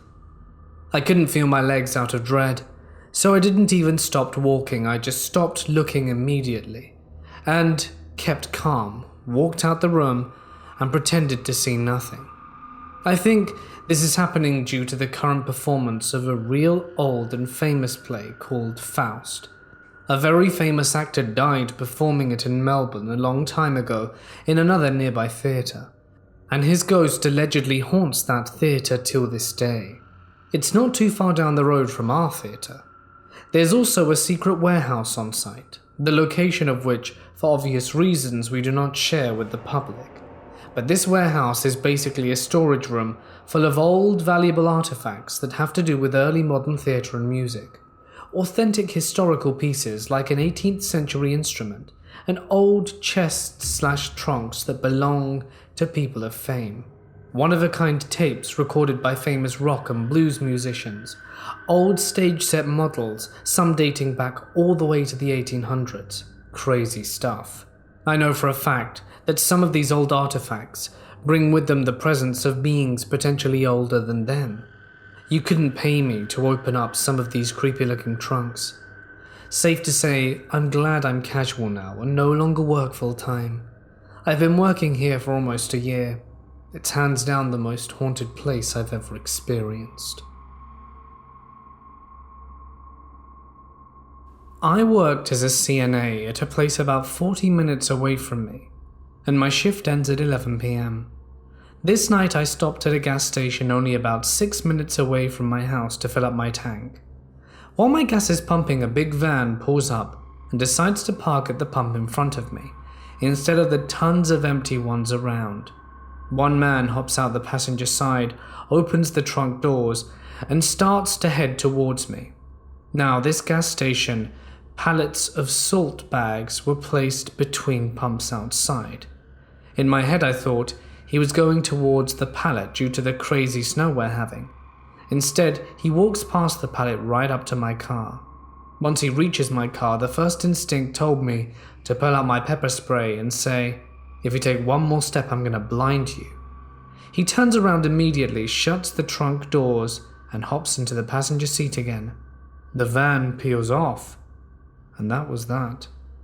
Not super long or crazy, but still pretty terrifying when it's happening to you. So please, if you work late hours, avoid gas stations. They clearly had bad intentions, and if I wasn't carrying the pepper spray, who knows what would have happened to me. I certainly don't want to think about it. In 2008, right after I graduated high school and moved away to college, my mother was diagnosed with cancer, and in 2012, she unfortunately passed from the disease. Now, my mum was a huge believer in the paranormal, and swore her sister was a witch, and always told me stories of how her mother and her found voodoo dolls and creepy stuff in her sister's room. They never got along, and it always really upset my mum. She always said that if she doesn't care about her in life, then not to care about her in death. So when my mother died, and honestly being an arse, I didn't tell her sister or any of her sister's family. The first freaky part was when my mother was first diagnosed. As stated before, her sister did not call her once from my recollection, as they lived pretty far away. The day she was diagnosed, apparently her sister called her out the blue to catch up, and they went out for drinks, which made my mum feel better. I was told they did this about 3 times before abruptly ending it. I don't know the story, since I was 2 states away at college at the time. In 2011, my mother's cancer was taking its toll, so I moved back home and enrolled in a local college to finish. As soon as I moved back home, I never felt right. It always seemed very ominous, and since my mother was passing, I started suffering from anxiety and depression, so much that I dropped out of college and started to work full-time, which was the worst mistake of my life. In May of 2012, my mother succumbed to her illness and passed away. While discussing the funeral, we were discussing who should come. Like I said before, I remember my mother telling me all the terrible stuff her sister put her through. And for me, a lifetime of wrong does not give forgiveness by trying to catch up 4 times, then exiting out her life. So I barred her sister, never even telling her she'd passed. Her sister lived far away, and the obituary was only posted in the local paper. This is when stuff started to happen. 2 weeks after the funeral, her sister called, like 3 years of no contact. She asked to speak with my mother, and I told her everything what happened and how my mum felt, and how she felt so hurt that her only sister ignored and abandoned her for 30 years. It got quite real on the phone. No one said anything until her sister hung up the phone in silence. Since then, I believe she's put a serious curse on me and my family. 2 months after this incident, I was at my brother's house relaxing with him in the backyard. I got up to use the bathroom and went walking to the house and tripped in a random hole that seemed to just appear and broke my ankle severely in 3 different places requiring surgery. The recovery process for some reason took way longer and I lost my job over it. About a year later, healing, I struggled to find a place to hire me. Then to make matters worse, my father loses his job. To make matters even worse, he was diagnosed with cancer.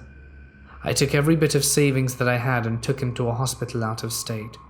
Thankfully, everything went well and he survived and everything felt peaceful while we were out of the house. When we got back, however, the endless bills and debt collectors arrived.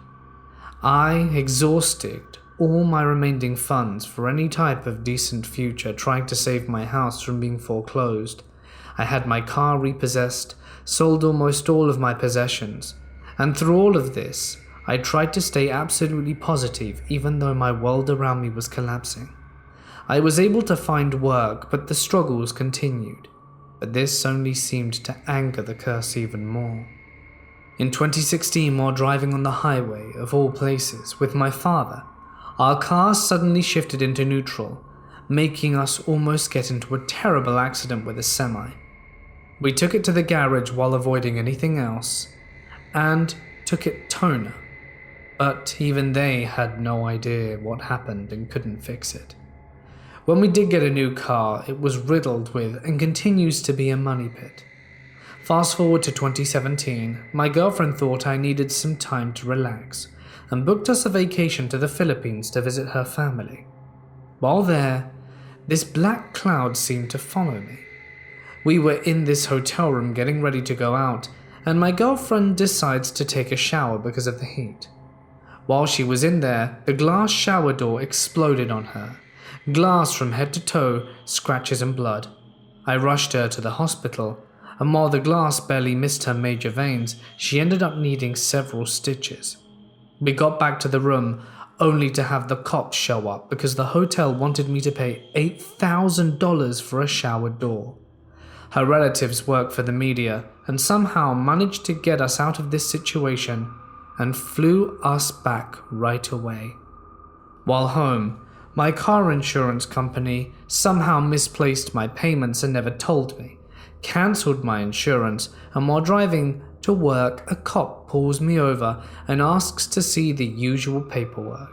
He tells me to step out the car.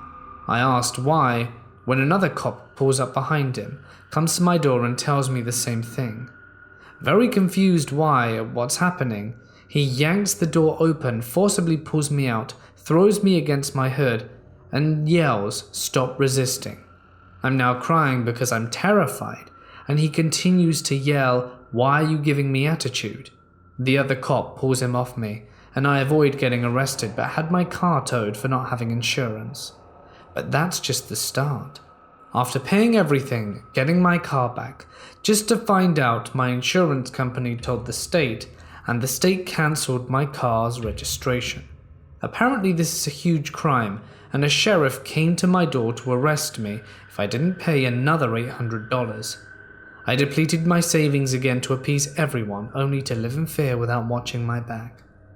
In 2019, throughout the whole year again, strange stuff happened. Small stuff like things disappearing and then reappearing a month later. Then around March, I break my toe. 2019 ended not being the greatest year by having a huge fight with my girlfriend. So 2020, let's see what you've got. But seriously, I am cursed. I know this for a fact. I'm pretty sure my mum's sister was a witch.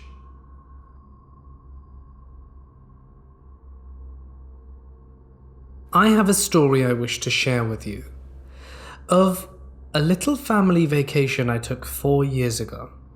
At the time it was me, my mother and my father, and 4 other visiting family members from overseas. We were showing them the best major tourist traps Maryland had to offer, and unfortunately Ocean City was one of them. I was sitting on the benches with my mum and one of her sisters at the back entrance of the hotel we were staying at. It was just us 3 out there, a few people in the distance, and no one on their room balconies yet. It was getting dark, and I was just staring blankly up at the pink sky while they chatted and blew cigarette smoke lovingly in my face. The moon was up, indicated it had been a long day. Those guys wanted to see everything. They walked through the summer heat like it was nothing, while I almost had a stroke. We were probably out there for 7 hours. Hell, maybe even more. My time blindness is just as bad as my tolerance for heat. The visiting family members came from a small country with a population almost catching up to New York, and the most common crimes were opportune street crimes like theft and scams, so it was easy avoiding and ignoring everyone and anyone on the street with a shared paranoid mistrust of anyone approaching us on the street with a smile or pamphlet in hand. It was a simple routine. Turn your attention away from them, weakly hold up your hand, and make a small, muttered semblance of something along the lines of, "No thank you." Or perhaps a bit more than that, depending on how pushy you were. Forget what just happened. Walk on and repeat every several minutes or so. You know the drill. It was the kind of thing you don't think about twice, the whole interaction akin to a social form of clearing your throat from a cough. It happened a lot in the beginning, as we opted to walk to our destination since our hotel was kind of in the middle of everything. We would have had to walk down long linear lanes and pedestrian streets to get to the towns, with actual things to do. That's where, in all my experience, most Ponzi scheme recruiters tend to set up, since they couldn't really get into the heart of the attractions. Police tended to harass most homeless and leafleters away from the squares, either out of boredom or the obligation to keep a certain image for the town. So they would surround the paths leading into the populated square. Of course, there were a lot of unmemorable encounters, but as aforementioned, we got through that part pretty quickly. The problem stemmed from our foreign friends' inability to understand in any language the simple request of, "Don't leave our side, because one state in America can be more dangerous than your entire country alone, and you don't know where you're going." East Coast etiquette. Or how to speak English, which is something that really matters here. It caused the day to go by a lot more slowly and simultaneously more hectic than it needed to be. Fortunately, we got back before it turned dark, and by then, the usually scammy busy pedestrian streets were empty. As it was common knowledge that you couldn't stay out alone at night, no matter what the cost of whatever you're selling is. So yeah, when we got back, every molecule in my body melted onto that bench after experiencing hours on end of blasting sun rays and stress from every direction. It wasn't long after my mum and her sister finished their chat and smokes and were ready to head inside. I told my mum I wanted to stay out a little longer.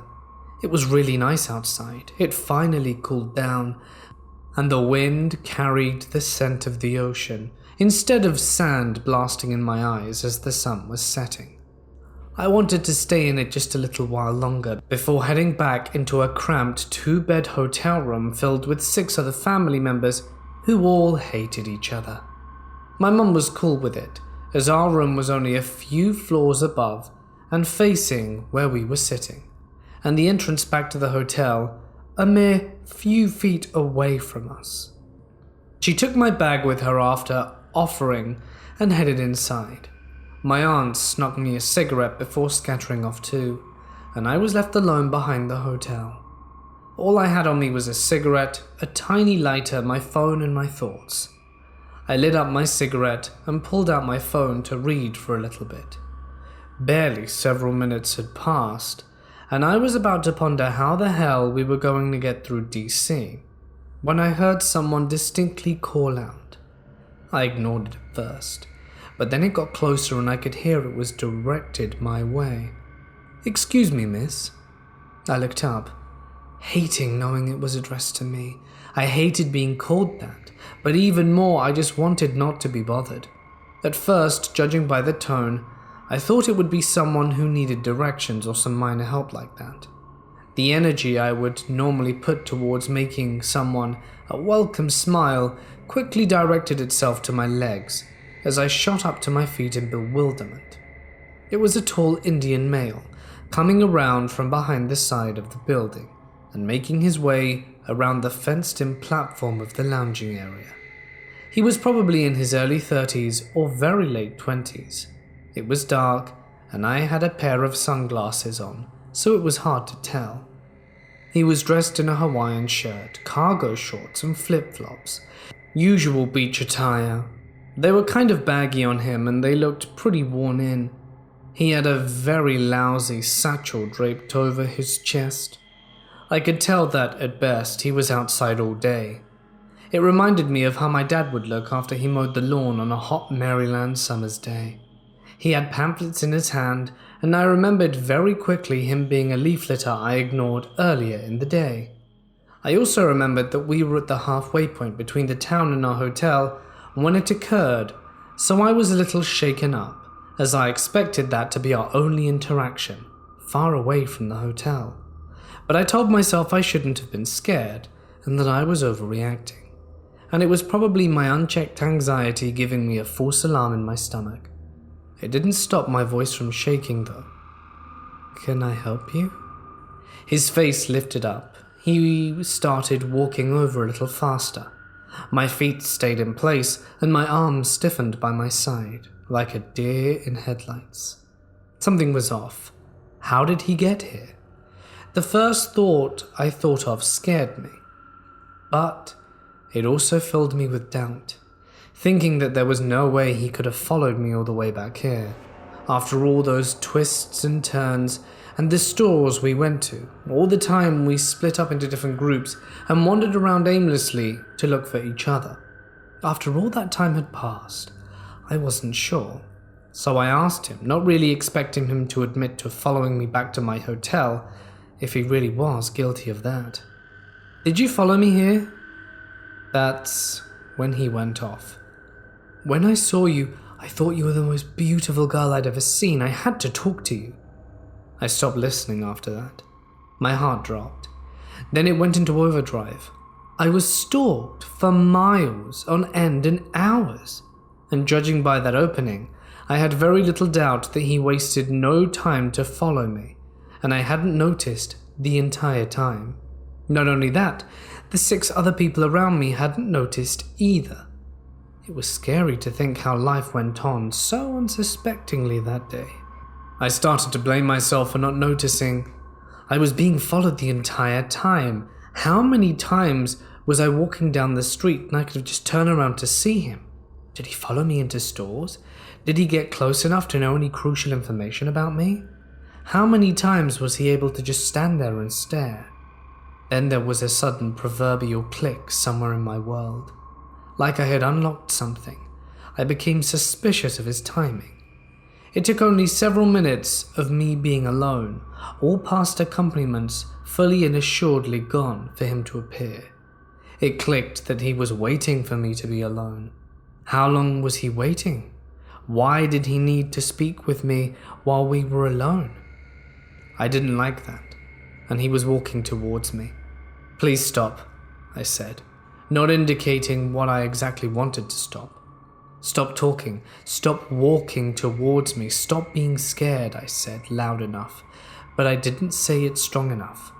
"Hell," I said, "please." Of course he didn't stop. He continued rambling on about how beautiful I was, and while getting closer, I panicked as he stuffed his pamphlets into his shoulder bag and took out his phone. It wasn't fair. He had a bag full of God knows what, and I just had my cigarette on the wet floor, a tiny lighter, my phone, and my thoughts.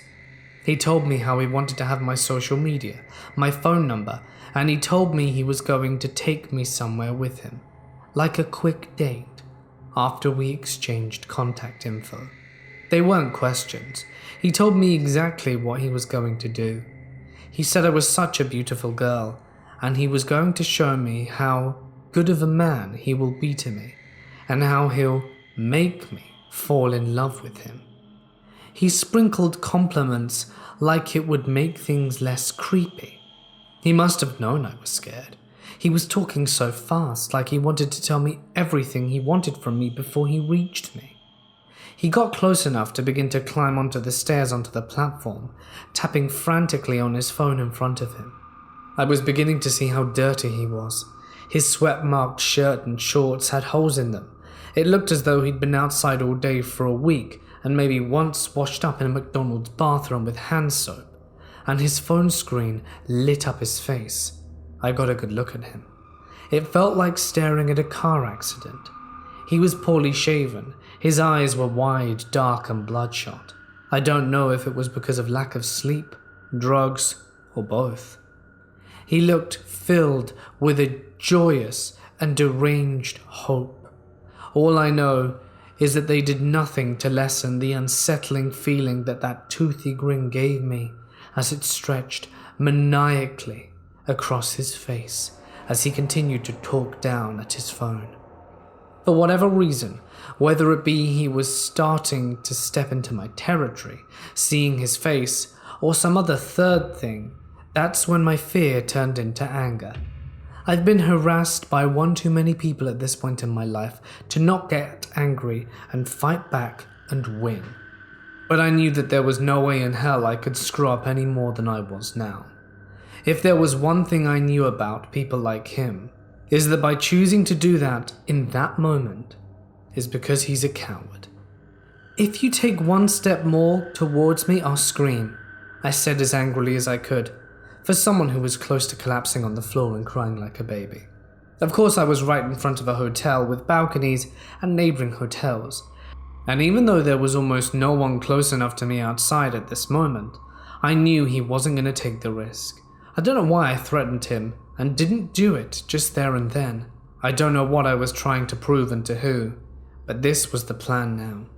He stopped and looked up at me, his eyes wide, but his creepy-ass smile gone, replaced with a slight agape snarl. I saw a mix of emotion shake through him, shock and anger with fear and then more fear. After a beat of silence, he began what I knew would be an entourage of half apologies and reverse blame. Instead of walking towards me though, he stepped off the stairs and back onto the sand. I cut him off again. "No," and stomped my foot.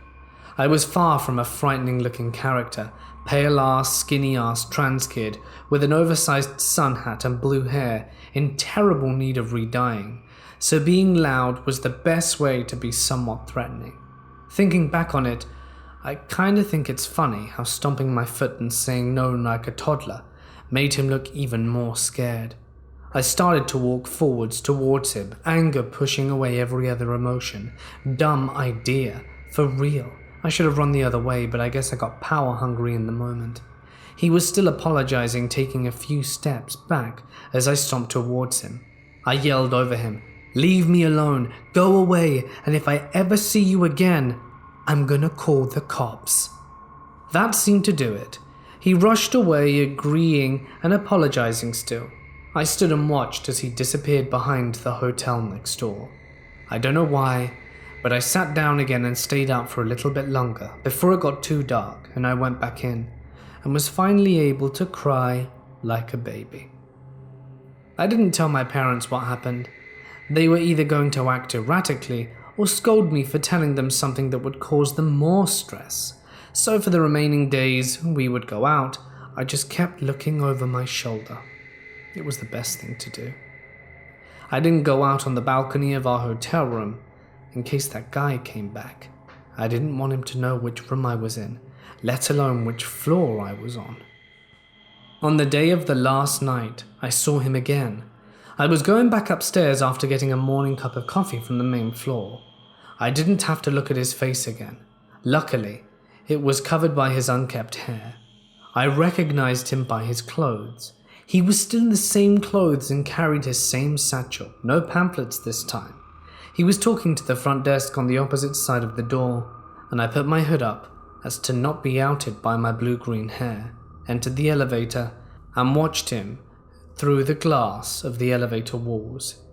Later I would go on to tell front desk about him, and that it was probably best if he wouldn't be let back into the hotel, and if they could help it.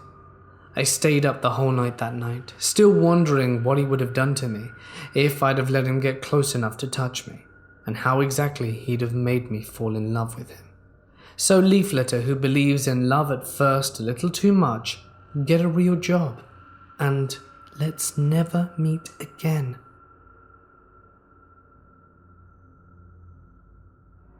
I work at a place with 5 floors and a basement. It used to be houses for nuns and priests. I got called up for a night shift since a colleague called in sick. I'd never done a night shift there, so I took the opportunity to see what it was like. 4th floor. Doing your rounds isn't the creepiest thing at all. The creepiest thing is going down the stairs again. You see a black figure walking in the hallway, just your average shadow, you know. The thing is, the lift sometimes randomly goes to that floor during the night, as if someone's calling it.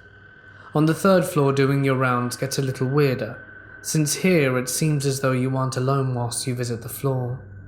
You see shadows on the walls passing you, as well as hear footsteps. The 2nd floor is exactly the same as the 3rd, except for a painting. It has a woman, and it sometimes changes positions, or even completely vanishes. On the 1st floor, you sometimes hear the piano play, a D on the floor above you. Just that one random note. On the main floor, there is a black leather couch in the hallway, where you will sometimes find a see-through man with a cigar and newspaper. He smiles and will completely vanish just as you go to greet him. In the basement, there are helpful poltergeists. This is the place where before my current company took up the building, the morgue was. There's currently our storage rooms, but the rooms aren't marked with what's in them. But that doesn't matter, because the night shift refills and gets knocks on the doors to indicate where the items are. It's definitely an interesting place to work.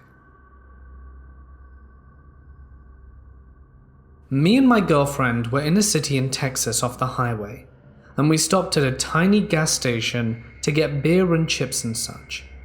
For some reason when we pulled in, I felt the need to say, I actually think I need to come in with you. That was weird because I usually just stay in the car when we go places and when I get out, and I don't feel the need to announce it. When we walked in, everything felt normal. We were just laughing and joking about how the half-naked Modelo girl cardboard cutout had a super pixelated face.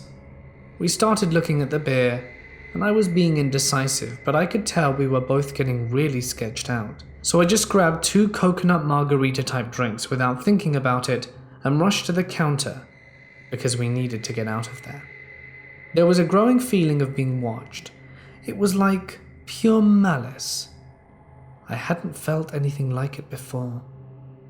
There was an old Hispanic man leaning on the ice cream cooler right by the counter watching every customer. Everything felt slow. It's hard to explain.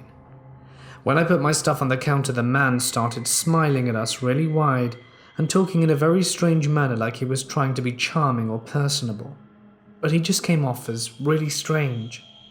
Outside the door, I could see a man in a red jacket also staring at the doors, just watching and waiting. They were waiting. I can't explain the overwhelming feeling of dread we had, and we didn't talk about it until we were driving out of the parking lot, and the man in the red jacket was still circling the building watching the car drive off. This city we're in has a bad reputation for people being taken, and I honestly think that they were waiting for the perfect victim. I think if we hadn't have gone in time, or if I hadn't gone in with my girlfriend, she would have been taken, or I would have been taken from the car. I've never had such an intense looming feeling of doom and paranoia. It seems very mundane, but it was definitely a very close call, and we kept discussing it the rest of the night, and how lucky we were that we went in together and got out as quickly as we could. I was an undergrad in university and studying abroad in Southeast Asia for a year. During my time there, I visited India during Easter break, including 3 days in Mumbai. A friend of mine who was originally from Mumbai had recommended I stay at the Cricket Club of India, which has probably a dozen hotel rooms and could be booked via club members. Beautiful place that seems stuck in time. It was stunning to wake up to the players practicing. In the afternoon, they would serve tea and gin and tonics on the turf, and I had such a good time. I believe it was my last night there where I decided I would stay in and have a meal at the house restaurant. The service was great, though one of the waiters, a middle-aged guy, was a bit too chatty. But then again, what's wrong with making conversation with a guest about where they're from and how they're liking Mumbai? He struck me as a bit lame and sleazy, but put it down to age. His eyes were giving me a flirty look, and at the end of my meal I asked, I believe another waiter, whether it would be possible to take a bottle of beer upstairs to my room. Sure, we'll bring it up, which was odd because I could have just taken it with me, but this place was so old and stiff that I'd figured I'd stick to their customs. So I go up, and around 10 minutes later, there's a knock at my door. Oddly enough, 2 waiters are there. The young one who I had ordered the beer with, carrying the tray with a beer and 2 glasses, and the sleazeball. I was gobsmacked, and shy and young and naive and friendly, that I just stood back, holding the door open while they marched in. The young waiter placed the bottle of beer and the 2 glasses on the table while the sleazy one stood there. It was only seconds, and my naive head was trying to figure out how to respond to the 2 glasses. The young waiter then picked up his tray, walked out the door, and the sleazeball goes, "Thank you," closed the door. That second, I finally burst out of my catonic state and went, "No, please leave," to the sleazeball. He questioned me whether I was sure. I made eye contact with the young waiter who was not sure what to do and was probably used to just taking orders from his boss. "Yes," I said in a strong and forceful tone, while trying to remain as polite as possible. And with that, he finally left. I remember not being able to sleep for the rest of the night. I'd imagine he'd get spare keys to get into my room, and I was relieved that I would be leaving the next morning. Nowadays, I do not understand why I didn't react differently, but it was probably a matter of age and naivety. However, creepy waiter, I'm not sure what your intentions were, and I don't want to find out, but please, let's never meet. I was driving late at night on I-90 between Deer Lodge and Missoula. I am originally from Seattle, and I was driving back there after visiting family in Bozeman and Billings. This stretch of freeway between Deer Lodge and Missoula has some weird small mountain towns along the side, occasionally interrupted by large truck stops. It's about 11:30 at night, and I'm on my way to my hotel in Missoula when I notice that I need to get some gas for my car. I stop off in this random small town with 1 gas station and a 24-hour pump. It had a convenience store attached to it, but it was closed. I get this really weird vibe from the station as soon as I pull up to the pump. I hadn't turned off my car yet. I had just put it in park and the engine was still running. I was about to shut off my car when out of the corner of my eye I see some dark figure come from the side of the closed convenience store and start running towards my car. Some instinct in my head kicks in and I put the car back into drive and got the hell out of there. I looked back in my rearview mirror to see the figure chasing after my car for a few seconds. By that time, I make the turn that gets me onto the freeway, and I found a brightly lit truck stop 10 miles down the road where I filled up my car. Needless to say, that weirded me the hell out for the rest of my drive to Missoula and Seattle. I've heard it before and experienced it that night. Strange things happen in the mountains. I believe in the paranormal, and it doesn't scare me, but this building is completely different. I've never had any place give me the heebie-jeebies like this place does. I will crank the heat up to 80, and it will say 78 in here, but my fingers will be so cold I can't type my logs up, and my nose will be so cold that it's running and aching. I hear people walking up and down the halls. It's night shift, and no one goes in or out without the door chimes going off. I've heard someone sneeze in the hallway outside my office. I hear chairs scrape across the floor in the squad room, and when I know I'm the only person in here. I've seen one apparition, a blonde-haired girl with grey sweats pulled up to her knees and a white button-up shirt, blonde hair with dark roots and white tennis shoes. I saw her plain as day, walk from the bathroom to the squad room with her hands up to her face. I literally thought someone was in the building and called an officer in. There was only one way in and out, and I don't know how she didn't go past me.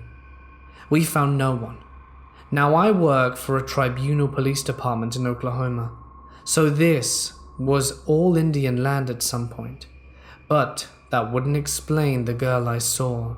I work the night shift, and I've learnt the normal sounds of the building, like the ice machine or the wind blowing through the attic. But some nights this place just gives me the icy chills, just that feeling that you shouldn't be here. I've heard my name being called, and I mean my first name, but I go by my middle name, so very few people know my real name. We have a couple who are terrified to work the night shift by themselves, so here I sit. Now every other place I've worked, I've always had the same little, what I call Fred pranks, where my drink or pen will disappear, but I find it somewhere weird later on. Someplace I hadn't yet even been in the building. But this place is just beyond creepy. We were on a road trip back from a wedding. We were in who knows where, Indiana, at about 2 a.m, and my friend had to pee.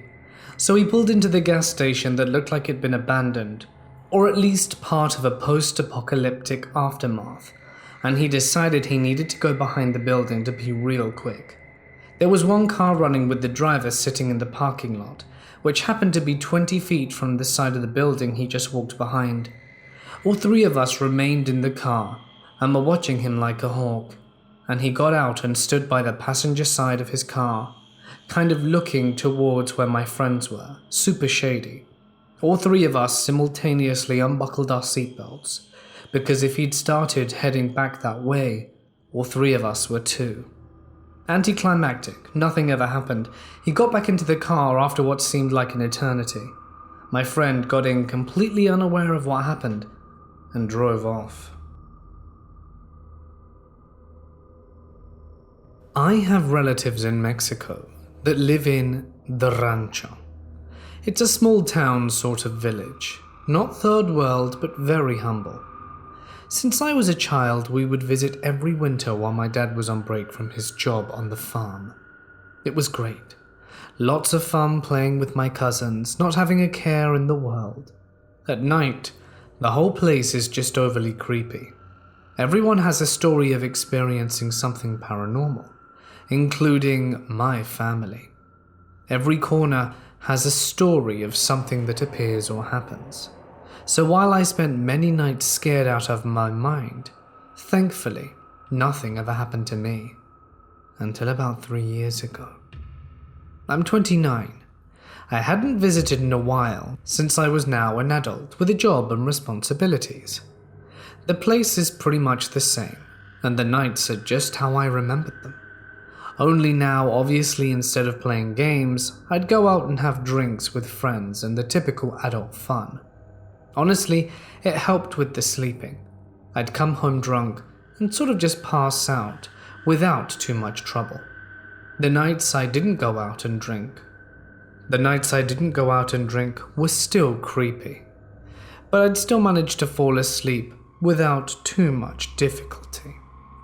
One night I arrived home at around 12:30 at night with my uncle and cousin.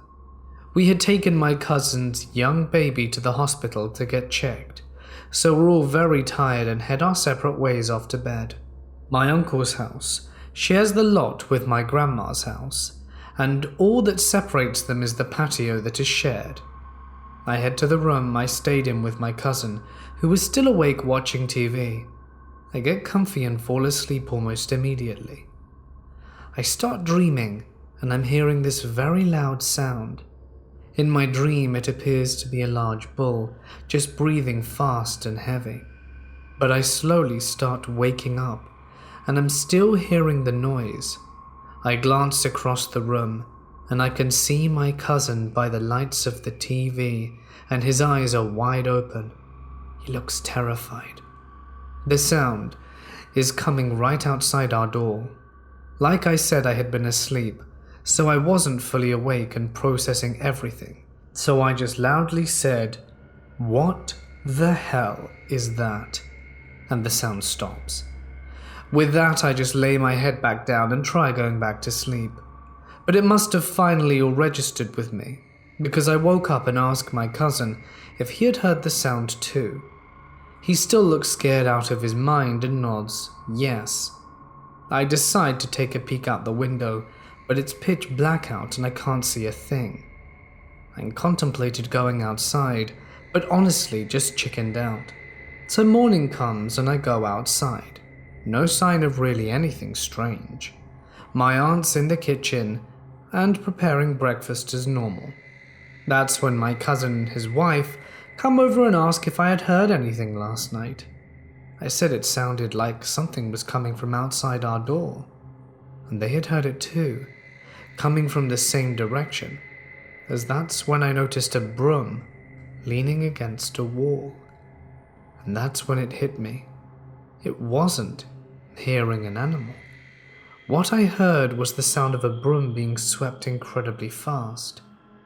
I know it sounds like a cliche fairy tale stuff with the broom, but the town is known for many women who are believed to be witches and practice all sorts of dark arts.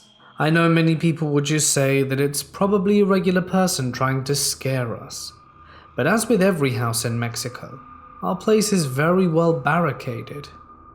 So, unless someone could climb up flat walls, I don't see how any normal person could just come in and leave without making a sound going up our walls and our steel fence. Thankfully, the rest of my stay was uneventful, but I do regret not being awake enough to look outside when I heard it. I don't know what I would have seen, and I don't know if I want to know, but I'd rather not wait for it to happen again to answer those questions. This story I've never had an explanation for, but here goes. A number of years ago, I was doing a big solo drive.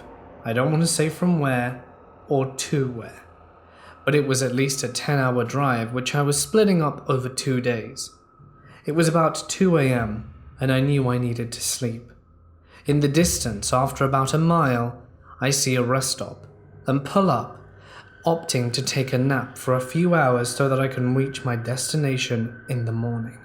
That's when I turn my car engine off, turn off the little lights, and recline my seat, lock the vehicle, and try to get comfortable for what I'm hoping is no more than a few hours worth of sleep. I'm about 10 minutes into tossing and turning, unable to find a comfortable position in my car, but my exhaustion is almost getting the better of me. That's when I hear something. My ears perk up, and I slowly bring my head to look out the window. It's quite dark, and I see figures coming from the tall grass. They're moving out of the darkness, holding up old-looking torches. I see them move past the rest stop and cross the road. There must have been about 100 of these hooded figures, all wearing black with their old-timey lanterns. I couldn't stop staring at them. Were they ghosts? What the hell was going on here? I just about soiled myself in fear when one of the hooded figures with a lantern looks over in my direction. I stare back at him, speechless, clueless as to about what's happening next. He just gives me a little nod, a nod that says, "You didn't see anything." And with a little tinge of malice in his eye, I nod back, and he looks away and walks on. They make it to the other end and go who knows where. Safe to say, I pushed my seat back up, turned the car back on, double-checked the locks, and kept on driving. I made it there in record time, and no longer stop at rest stops for naps anymore. When I first started escorting, I was completely clueless. I was desperate and usually would text with someone who got my number off a site and arranged a meeting. These guys were usually married and couldn't go to their place, so we would do car dates. Real cheap stuff before I knew what kind of money I would be making. Save the judgment because it's my job. Anyway, I get this text from a guy a few weeks in. He's early 40s, single, and he said he'd love to meet me, but just seems way too into it. But desperate times, so I decide to meet with him. I let someone know where I'm going and walk out of my apartment and to the back of the complex to meet him. I knew enough to know I didn't want him to know where I lived. He's not the guy in the pictures, but that happens. These guys want discreet. We go to the hotel, I start to undress, and he stops me. We sit on the bed, and he tells me he wants me comfortable. I'm a tiny 5'4", 120-pound woman. Anyone could honestly take me. He climbs on top of me and pulls a knife out in front of my face. It's my knife. He slid it out my pocket. What's this for? Do you think you need it? It wouldn't have helped. If I want to hurt you, I definitely could. I'm freaked the hell out at this point. I'm pinned under this guy who's really short, but has a marine background and about 125 pounds on me. We finish the deed, and I clean myself up and get dressed. Our time's been up, but he keeps himself between me and the door. It's hella uncomfortable, as he keeps telling me about things he could do to me if he wanted to, and that he could get away with it. I eventually make it home and say that I won't be seeing that one again. But weeks go by and I'm desperate and ended up having 3 to 4 dates with this guy, and he got increasingly creepier and more possessive. I ended up telling him to lose my number and had to block him. Some of these men walking among us are truly psychos. And Ray Ray, let's not meet again. This happened about 6 months ago. Me and my brother were eating at a rest stop taking breaks before we reached back to our university, almost 2 states away. While we're eating, this girl around the age of 10 to 12 suddenly greeted us in a sing-song fashion that made me perplexed. Her words were scripted, like for a child's commercial. Then she said she wanted to promote some products. I was stunned. How could there be an organization that is exploiting kids like this? First and foremost, she asked us to follow their Instagram, which just shows how they encourage young entrepreneurs, and it looked decent enough, definitely not shady. But this kid approached us with scripted words and unnecessary compliments as a way to make us buy their stuff, and the products are overpriced. A key strap, they said, was originally 20 Rand, but that they would sell it to us for 10. I know goddamn well I could probably buy the exact same one at half the price. She also offered us some masks because of the haze, but that's overpriced as well, and not the good kind you're supposed to be wearing. She then asked us where we were heading, and we kept it vague and said we're going back to college. She recognized the institute and said that she's from the same state as there, and I was almost fuming because we were 2 states away, almost 3 hours on the road, and there was this severely underaged minor promoting products at a rest stop after the sun has set. Where the hell are her parents? Eventually my brother caved and brought the strap, because we both couldn't figure out how to refuse politely this kid that would keep pushing us to buy their stuff. She wasn't the only one there, by the way. There were kids wearing the same t-shirts hovering all over the place, pestering people while they're eating. I know this really isn't that horrifying or disturbing, because it's just someone trying to sell you something, but think of the implication here. What kind of person sets their child up in an organization where they just badger people to buy things? I don't think that's right. I think that's definitely a recipe for disaster.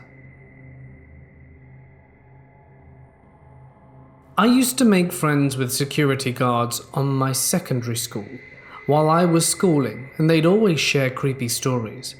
One of the stories was about the computer lab. So the computers in the lab will turn on and off by themselves after school hours, and there was no one around. So at first the guard thought that a teacher who conducted classes earlier forgot to check, so he turned them off one by one. After he went back to the guard post and checked through the CCTV and made sure everything was okay, he saw the computers turn on one by one on their own. Another one is when I will stay awake till 2 or 3 a.m. in the morning playing computer games. Since I live opposite my secondary school, I always like to stare out my windows just to see if I could spot anything that the rumors were telling me about. I did sort of find what I was looking for. It was weird. Every night at 2:30 a.m.-ish, there'd be an orange light that looked like flames but no smoke from one of the classrooms on the 3rd level. It would be burning for about half hour and was super consistent. It happened nearly every day, and I even told my sister about it, and she confirms she saw it. That's why I believe that places like office buildings and schools are common areas for things to stay, because technically the place belongs to no one, so the phantoms can claim them for themselves and just have some fun in the night. This little town on the border of Ohio looked completely abandoned or populated by bums. My fiancé and I found it on our way back from Myrtle Beach because I really had to go. It was aptly named Point Pleasant and was a mile away from us between West Virginia and Ohio. Pulling into it was this disheveled man trying to hitch a ride, but we know better than to pick up strangers, especially one who looked strung out on some kind of drug. We found a place that marketed itself as a cafe, so we figured it must have a restroom. It had an open sign on the window and blacked out doors, so we figured it's a 50-50 shot of being open or abandoned. We pulled on the door and it doesn't budge. And as I'm walking to the car, this woman comes out the door and talks to my fiancé and agrees to let me use the bathroom. We get inside and it looks like some miniature bar/casino. It had floor slot machines against the wall and some other machines, but I didn't pay attention to them because I rushed into the bathroom. On my way out, I didn't see my fiancé anywhere, so I figure he's in the car.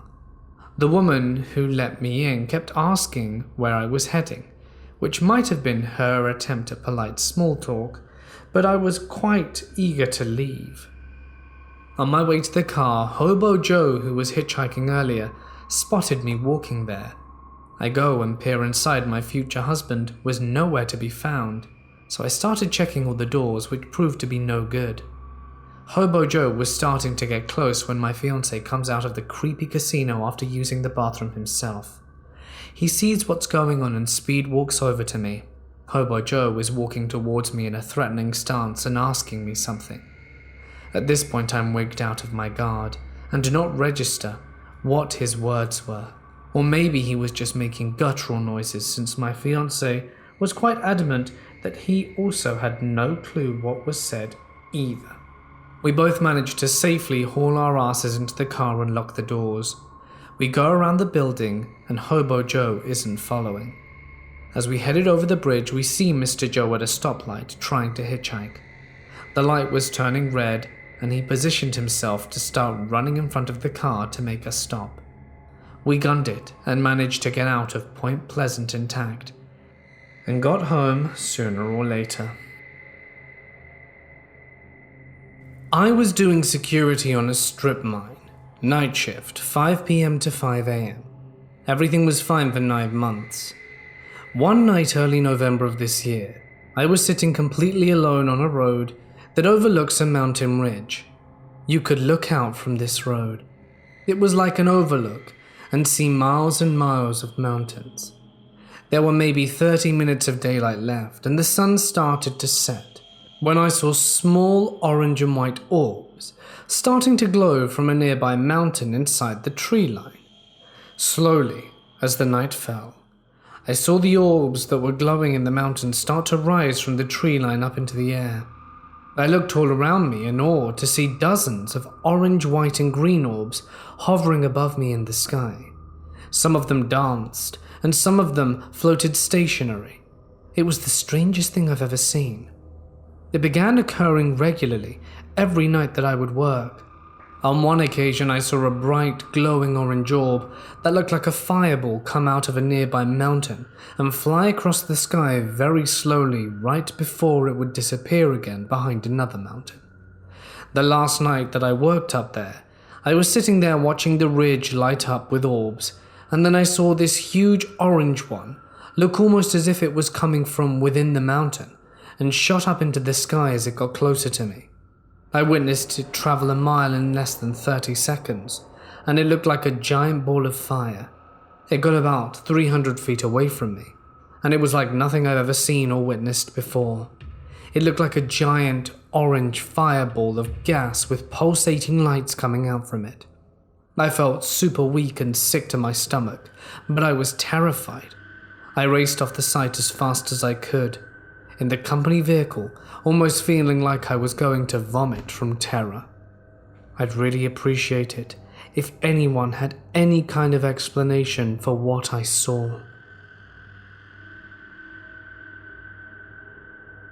We stopped at a rest stop in Florida.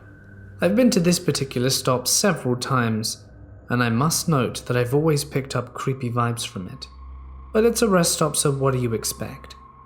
I got out the car and walked to the ladies' room.